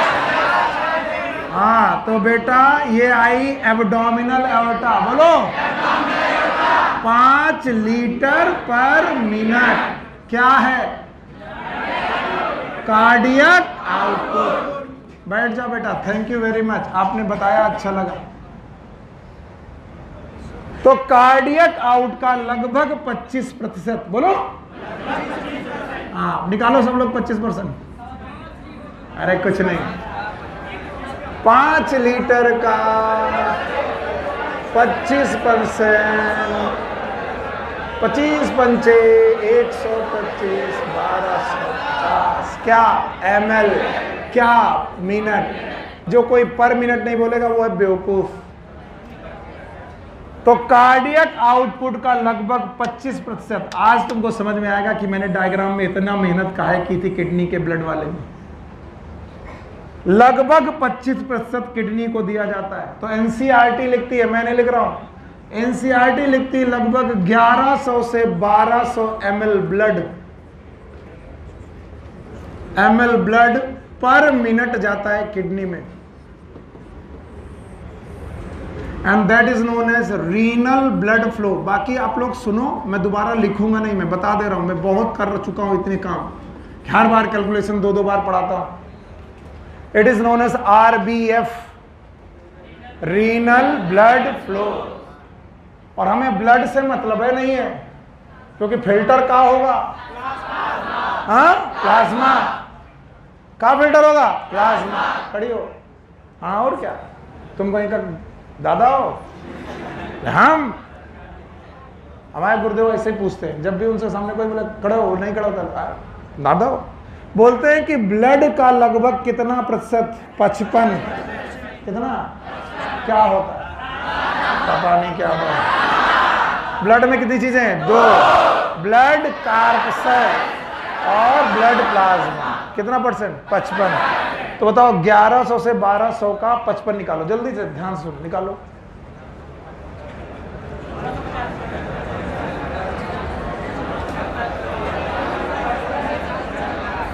लगभग 600 से 700 के बीच, 600 से 700 ml प्लाज्मा पहुंच रहा है किडनी में, and this flow is known as renal plasma flow, RPF, renal. अभी बोलूंगा तो फिर देखना सोएंगे।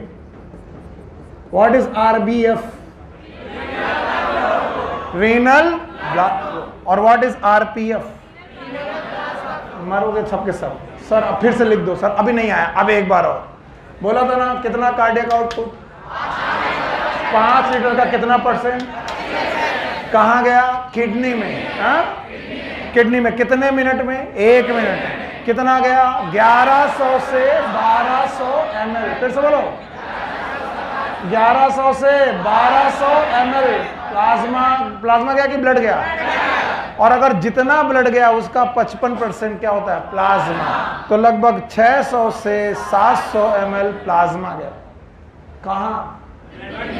हाँ किडनी में। क्या बात कर रहे हो शान बाबू? खड़े हो, इस कैलकुलेशन को बताओ। अरे मैं पूछ रहा हूं, मैं पूछ नहीं सकता। क्या कैलकुलेशन? ये कैसे आ गया 600 से 700? मैंने तो पल्ले नहीं पढ़ा, हम पढ़ा रहे हैं, हमने को नहीं मालूम उसको।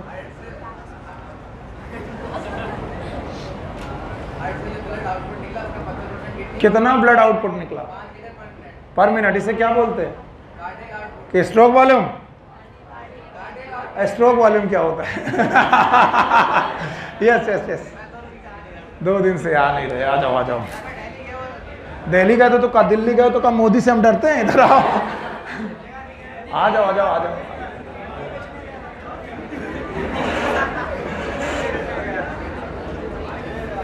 एक भी क्लास छूटने का मतलब होता है ह्यूमन फिजियोलॉजी के किसी भी चैप्टर में मुश्किल आ सकती है।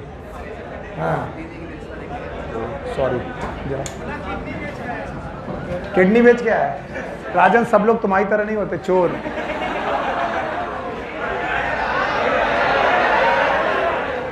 कुछ लोग और पायस काम करते हैं, हॉली काम करते हैं, पवित्र काम करते हैं। हर आदमी थोड़ी ना तुम्हारी तरह है। बताओ चोरों को कौन पढ़ा सकता है? माँ चोर। बड़ा खुश हो गया, पहली बार अच्छा हुआ। तो बताओ ब्लड कितना जा रहा है? 25%। लगभग प्लाज्मा कितना जा रहा है? 600 से 700। पक्का? और ये जो प्लाज्मा जा रहा है ये बाउमैन कैप्सूल में जाकर के फिल्टर हो रहा, और फिल्टर होने के लिए चाहिए renal plasma, sorry it is known as filtration pressure. बोलो क्या? फिल्टरेशन। और जब बताओ कितना था? 10 से 15 mm ऑफ Hg।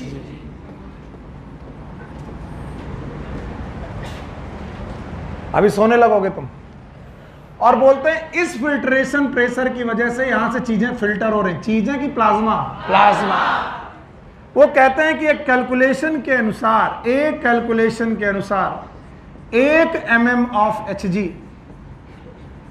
लगभग 12.5 ml ऑफ प्लाज्मा को फिल्टर करता है। 12.5 ml प्लाज्मा को फिल्टर करता है। और चूंकि यहां पर लगभग 10 से 15 mm है तो मैं 10 मान के चलता हूं। सो 10 mm ऑफ Hg लगभग 125 ml प्लाज्मा को पर मिनट फिल्टर कर रहा। 1 मिनट में 125 ml प्लाज्मा फिल्टर हो रहा। याद रखना, टोटल 650 ml प्लाज्मा पर मिनट पहुंच रहा है, जिसका 125 ml प्लाज्मा फिल्टर हो जा रहा है। It is known as filtration fraction. मरोगे तो तुम ही है, मुझे मालूम है। अभी मैं बता दूं ये कहां से निकाला। 600 से 700 ml प्लाज्मा हर मिनट किडनी में पहुंच रहा, ओके, जिसका एवरेज 650। 600 से ml प्लाज्मा क्या पहुंच रहा किडनी में, जिसका एवरेज। और मैंने फिल्ट्रेशन प्रेशर के हिसाब से निकाला कि 1 mm होता तो कितना निकलता 12.5। कितना प्रेशर है 10, तो कितना निकला 125। तो बताओ हर मिनट में कितना फिल्टर हो रहा और पहुंच कितना रहा। इसका मतलब है लगभग 19% प्लाज्मा फिल्टर हो जा रहा है जो भी किडनी में जा रहा। It is known as filtration fraction. कितना पहुंचा, कितना फिल्टर हो गया, कितना पहुंचा, हाँ 650। कितना फिल्टर हो गया, हाँ 125। This 125 is known as GFR। बोलो what is GFR? Glomerular filtration rate. बहुत सारे लोग अब जागे। ग्लोमेरुलर फिल्टरेशन रेट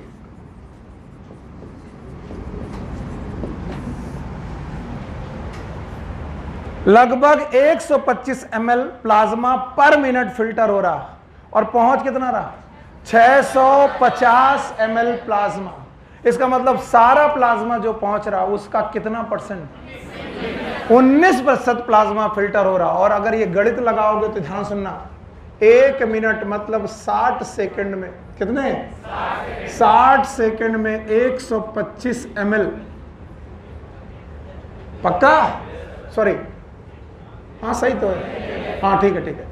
1 मिनट ही लेके चलते हैं। 1 मिनट में 125 ml।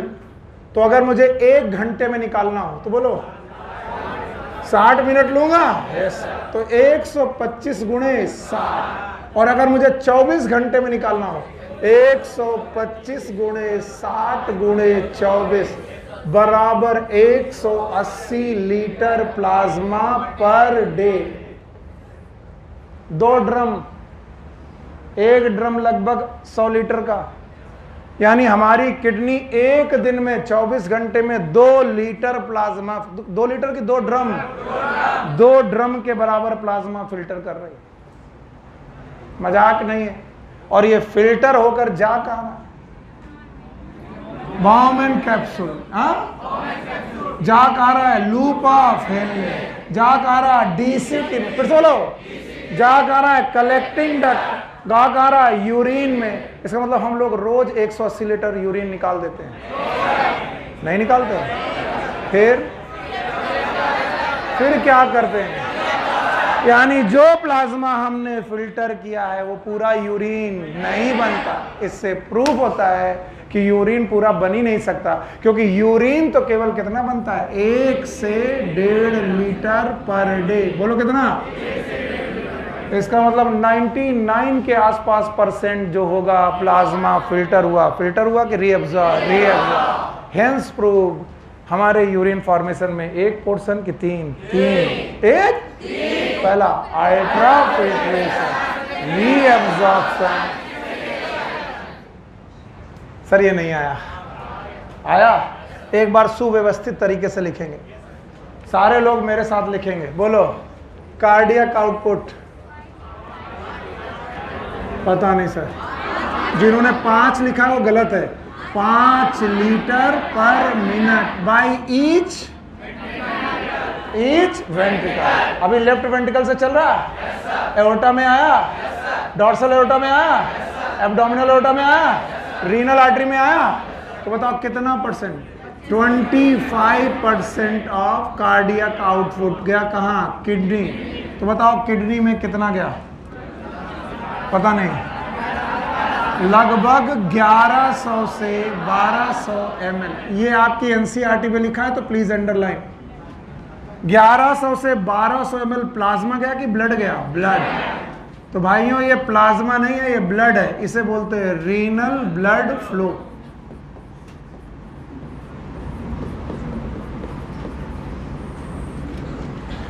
It is known as renal blood flow. और जितना ब्लड गया है उसका लगभग 55% है प्लाज्मा। इसीलिए मैंने कहा था जो बच्चे किडनी में ब्लड फिल्टर कराएंगे वो बार बार फंसेंगे। मैंने कहा था किडनी में पहले आरबीसी डब्ल्यूसी निकाल दो, बचा कौन? प्लाज्मा। तो वहां पर फिल्टर क्या हो रहा है? प्लाज्मा।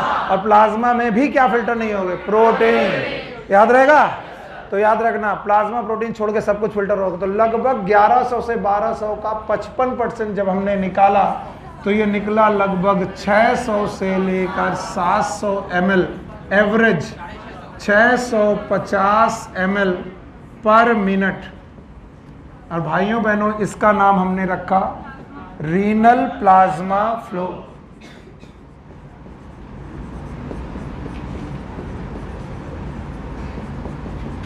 ये 2 कैलकुलेशन मुझे अभी चाहिए। कार्डियक आउटपुट उसका 25%, रीनल ब्लड फ्लो उसका 55%, रीनल प्लाज्मा फ्लो। अब ये प्लाज्मा पहुंचा किडनी में। कहां पहुंचा? किडनी। किडनी में कौन मिले? Bowman capsule. कौन सा आर्टीरियोल? एफरेंट। कौन आया? ईफ्रेंट। एफरेंट आया और ईफ्रेंट गया। एफरेंट आया और ईफ्रेंट गया। बताओ क्या बनाया? फिल्टर हुआ, क्योंकि यहां पर एक प्रेशर आया। नाम बताओ? Hydrostatic pressure. हाइड्रोस्टैटिक प्रेशर लगभग कितना? 10 से 15 mm ऑफ Hg। मैंने इसका नाम दिया था, बोलो क्या नाम दिया था? It is glomerular filtration pressure. यहां पर फिल्टर करने वाला pressure it is known as glomerular filtration pressure. और इसका कैलकुलेशन सबको आना चाहिए। एक गणित के अनुसार 1 mm ऑफ Hg लगभग 12.5 ml प्लाज्मा को पर मिनट फिल्टर कर देता है। 1 mm ऑफ Hg का प्रेशर 12.5 ml ऑफ प्लाज्मा को फिल्टर कर देता है। और चूंकि 10 से 15 में मैं 10 लेके चल रहा हूं, 10 mm ऑफ Hg लगभग 125 ml प्लाज्मा पर मिनट फिल्टर करेगा। और इस हिसाब से इसी को हम लोग बोलेंगे glomerular filtration rate. Glomerular filtration rate. Rate मतलब किस दर से फिल्टर हो रहा। अगर आप इतना बता दोगे कि किस दर से, 125 ml पर मिनट। फिर से बोलो। अब मैं कंपेयर कर रहा हूं फ्रैक्शन का, filtration fraction. Filtration fraction is nothing but it is GFR. What is GFR? Glomerular filtration rate upon RPF. What is RPF? Renal plasma flow. और कोई मूर्ख भी होगा तो ही नहीं समझ में आएगा, लेकिन फिर भी समझना चाहिए। कितना आया, कितना फिल्टर हो गया, उसी का फ्रैक्शन निकाला। कितना आया? 650। कितना आया? और कितना फिल्टर हो गया? 125 पर मिनट। टोटल कितना? 19%। लगभग जितना भी प्लाज्मा आप किडनी में भेज रहे हो उसका 19% प्लाज्मा फिल्टर हो रहा है। और बोल रहा है ये थोड़ी मोड़ी बात नहीं है, ये आपकी दिमाग खराब कर देने वाली बात है। क्यों? क्योंकि अगर आप इसको कैलकुलेट करने जाएंगे तो आपको समझ में आएगा। क्या? 1 मिनट में 125 ml 125 ml अल्ट्रा फिल्ट्रेट बन रहा। क्या बन रहा? अल्ट्रा फिल्ट्रेट, यानी वो फिल्ट्रेट जो फिल्टर हो चुका है। 125 ml तैयार है 1 मिनट में। तो बताओ जो फिल्टर हुआ उसका नाम क्या है? Ultra filtrate. तो हमारी किडनी में हर मिनट कितना फिल्ट्रेट मिल रहा? 125। इसलिए 60 मिनट में कितना या कितना? 125 गुणे 60। क्या यही 1 घंटे का हो गया? तो हम लोग लिख सकते हैं 1 घंटे में कितना? 125 गुणे 60। इसलिए 24 घंटे में, बोलो 125 गुणे 60 गुणे 24, लगभग 180 लीटर पर डे। यानी हमारी किडनी लगभग 180 लीटर ब्लड को, सॉरी प्लाज्मा को फिल्टर कर रही है। कितनी देर में? और वो फिल्टर जाता कहाँ होगा? आगे मेरे बच्चे तैयार रहे, कहाँ जाता होगा? पीसीटी, हाँ, फिर लूप ऑफ रेले, फिर डीसीटी, फिर कलेक्टिंग और फिर urine. Medullary pyramid, medullary pyramid से माइनर, मेजर। अगर पूरा फिल्ट्रेट पूरे यूरिन में बन जाए तो बताओ एक दिन में कितना लीटर यूरिन? 100।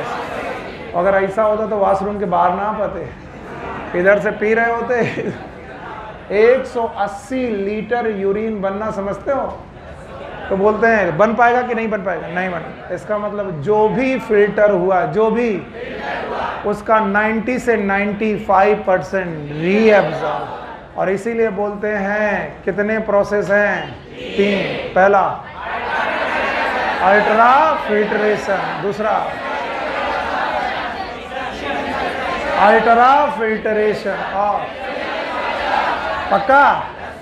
अब एक बात बताओ, अल्ट्रा फिल्ट्रेशन किस बात पर डिपेंड रहेगा? Blood pressure. बोलो, अगर ब्लड प्रेशर ज्यादा तो फिल्ट्रेशन ज्यादा, ब्लड प्रेशर कम। कुछ लोग बोलते हैं ब्लड प्रेशर कैसे? अभी तो आप हाइड्रोस्टैटिक प्रेशर बोल रहे थे। हाइड्रोस्टैटिक प्रेशर किससे आ रहा था? ब्लड से। और ब्लड से ही क्या आता है? Blood pressure. तो अगर ब्लड प्रेशर ज्यादा तो हाइड्रोस्टैटिक प्रेशर ज्यादा, तो फिल्ट्रेशन रेट कम, ज्यादा। अगर प्रेशर कम तो फिल्ट्रेशन कम। इसीलिए बोलते हैं जब कभी, क्या हमारा ब्लड प्रेशर कम ज्यादा होने लगे, अगर ब्लड प्रेशर कम ज्यादा होने लगे तो हमारी किडनी, हमारी इसका एक जुगाड़ पैदा कर लेती है। और उस जुगाड़ को समझे बिना मैं तुम्हें छोड़ने वाला नहीं हूं, तुम चाहे जितनी दूर चले जाओ। बोलते हैं किडनी ये जुगाड़ करती है कि उसके पास जक्स्टा ग्लोमेरुलर अपरेटस बने। कौन सा अपरेटस? Juxta glomerular. और ये मैं पढ़ा चुका हूं, कुछ लोगों ने नहीं पढ़ी है क्लासेस, दोबारा पढ़ा रहा हूं। कौन आया? एफरेंट। हाँ, कौन गया? क्या बना? हाँ, ग्लोमेरुलस। याद करो, याद करो, मैं बता रहा हूं। यहां से क्या बना? पता नहीं। यहां से क्या बना? पीसीटी। पीसीटी यहां पर कहां गया? लूप ऑफ गया। फिर क्या बना? डीसीटी। हाँ, यस सर, डीसीटी बना। डीसीटी बना। और बेटा डीसीटी एफरेंट आर्टेरियोल और ग्लोमेरुलस के बीच में एक अपरेटस बना। मैंने बनाया था जक्स्टा ग्लोमेरुलर अपरेटस। आप कहोगे सर ये कैसे बना रहे हो? मैं इसका डिटेल आपको पढ़ा चुका हूं, फिर भी नहीं आया तो एक बार और कोशिश करो। सर ऐसे मत बनाओ, अगर ऐसे बना दोगे तो तुम्हें कुछ भी समझ में नहीं आएगा। इसीलिए मैं तैयार हूं तुम्हारे नाम का, तुम बस मैं दिखाना चाह रहा था मैं पढ़ाने क्या जा रहा हूं। इसीलिए मैं तैयार हूं जो तुम चाहते हो वो करने के लिए। बोलो, ये बताओ क्या है? Bowmen capsule. कौन है? Please stand up, please stand up. खड़े होइए।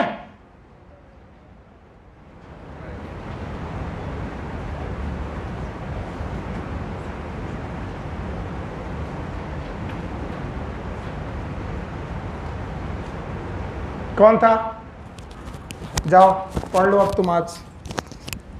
अब ह्यूमन फिजियोलॉजी तुम जाके किसी और से पढ़ो, कोर्स खत्म। कौन था वहां पर?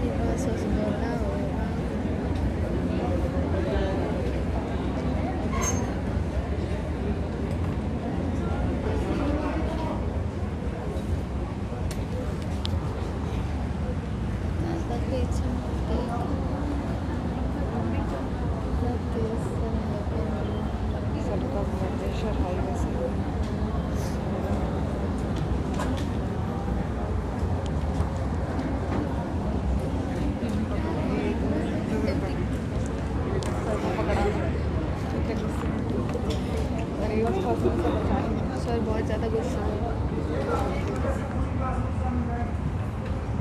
यार, बोल तो यही होता है, पुरवाल जी की क्लास में भी यही होता है।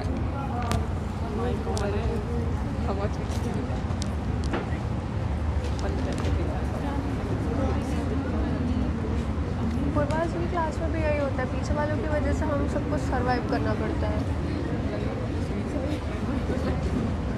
और अब ये सुनील जी की क्लास में भी होना स्टार्ट हो गया है। पहले नहीं होता, लास्ट ईयर देखती थी इतना बच्चा रहता था तब भी। हाथ दर्जे की बदतमीजियां, इतनी क्षमता है तो हमारे सामने बोलो। और मैंने बोल रखा कि मैं किसी को जबरदस्ती नहीं पढ़ाता।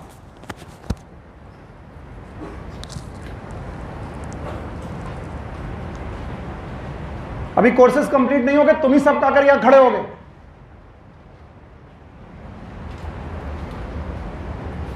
It's a Bowman capsule. अगर मैं इधर से एफ्रेंट बना दूं कोई बड़ी बात नहीं, इधर से बोलो एफ्रेंट और इधर से ईफ्रेंट, ये तो कैपिलरी नेटवर्क है, कहीं से भी बन सकते हैं। कोई ऐसा थोड़ी ना कि इधर ही सही बनेगा। बताओ ये कौन बना? पीसीटी। फिर से बोलो। तो लूप ऑफ हेनले भी कहीं भी बन सकता है, डिसेंडिंग और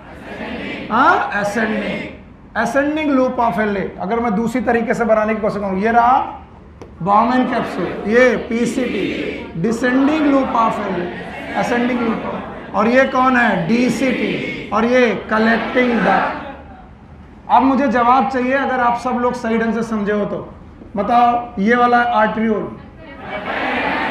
एफ्रेंट, ये वाला, और ये ग्लोमेरुलस, और ये क्या है? डीसीटी।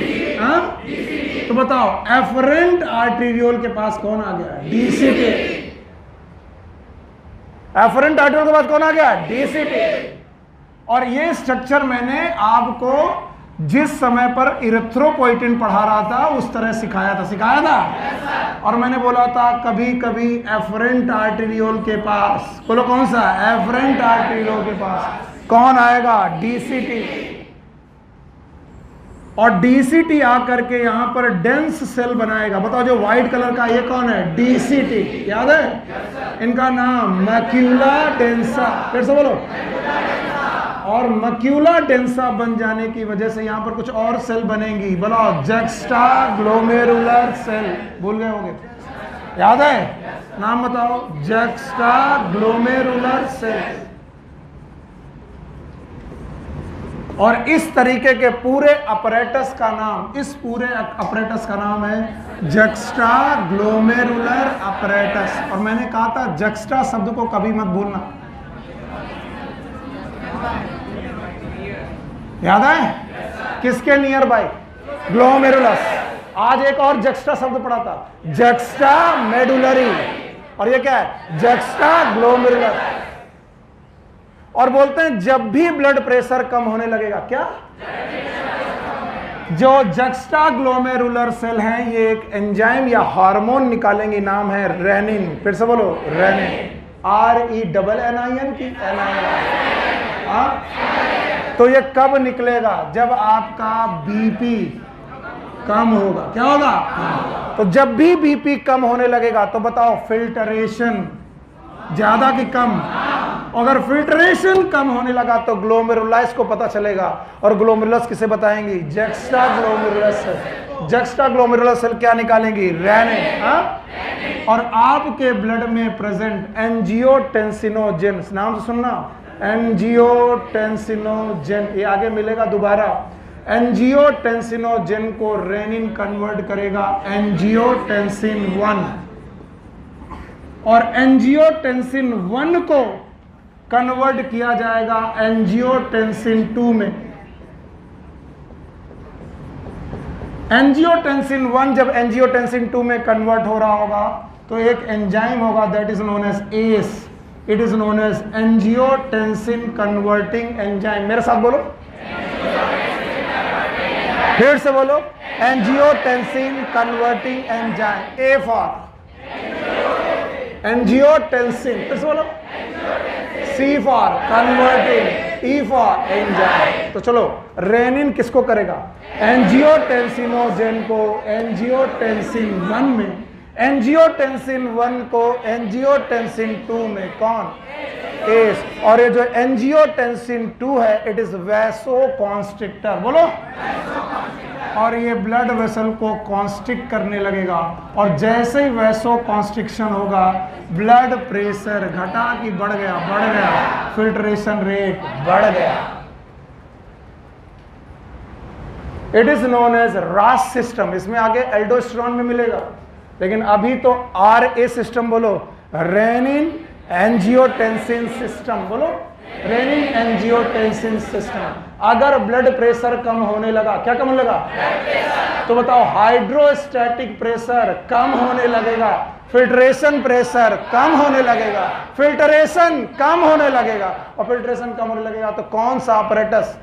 Juxtaglomerular apparatus. बोलो कौन जी? किसकी? कौन से सेल? Juxtaglomerular cell. क्या निकालेंगी? रेनिन। रेनिन क्या करेगा? एंजियोटेंसिनोजेन, ब्लड में पहले से प्रेजेंट है, एंजियोटेंसिनोजेन को एंजियोटेंसिन 1 में और एंजियोटेंसिन 1 को एस एंजियोटेंसिन 2 में कन्वर्ट करेगा, और इससे होगा ब्लड वेसल का ब्लड प्रेशर बढ़ेगा। और ब्लड प्रेशर अगर बढ़ गया तो हाइड्रोस्टैटिक प्रेशर भी बढ़ जाएगा, और इस तरीके से फिल्ट्रेशन रेट भी बढ़ जाएगा। और एक भी चीज बिना एनसीईआरटी के नहीं पढ़ाई है। अगर जरा सी बुद्धि हो तो यह भी मिलेगा तुम्हें, यहीं पर मिलेगा कि juxtaglomerular apparatus adjust its blood pressure. और घर जाकर के आज बिना पढ़े सोना नहीं, कल ये समझ में नहीं आएगा, और कल पूरा यूरिन फॉर्मेशन के बाद कंसंट्रेशन ऑफ यूरिन तभी समझ में आएगा जब ये आप बहुत ध्यान से इसे पढ़ के आओगे आज वाला। Take care, good luck, bye bye. और प्लीज़ ऐसा कभी कुछ मत करो, आपको नहीं पढ़ना, आपको डिस्टर्ब नहीं किया जाएगा, आप निकलिए, और जो भी हो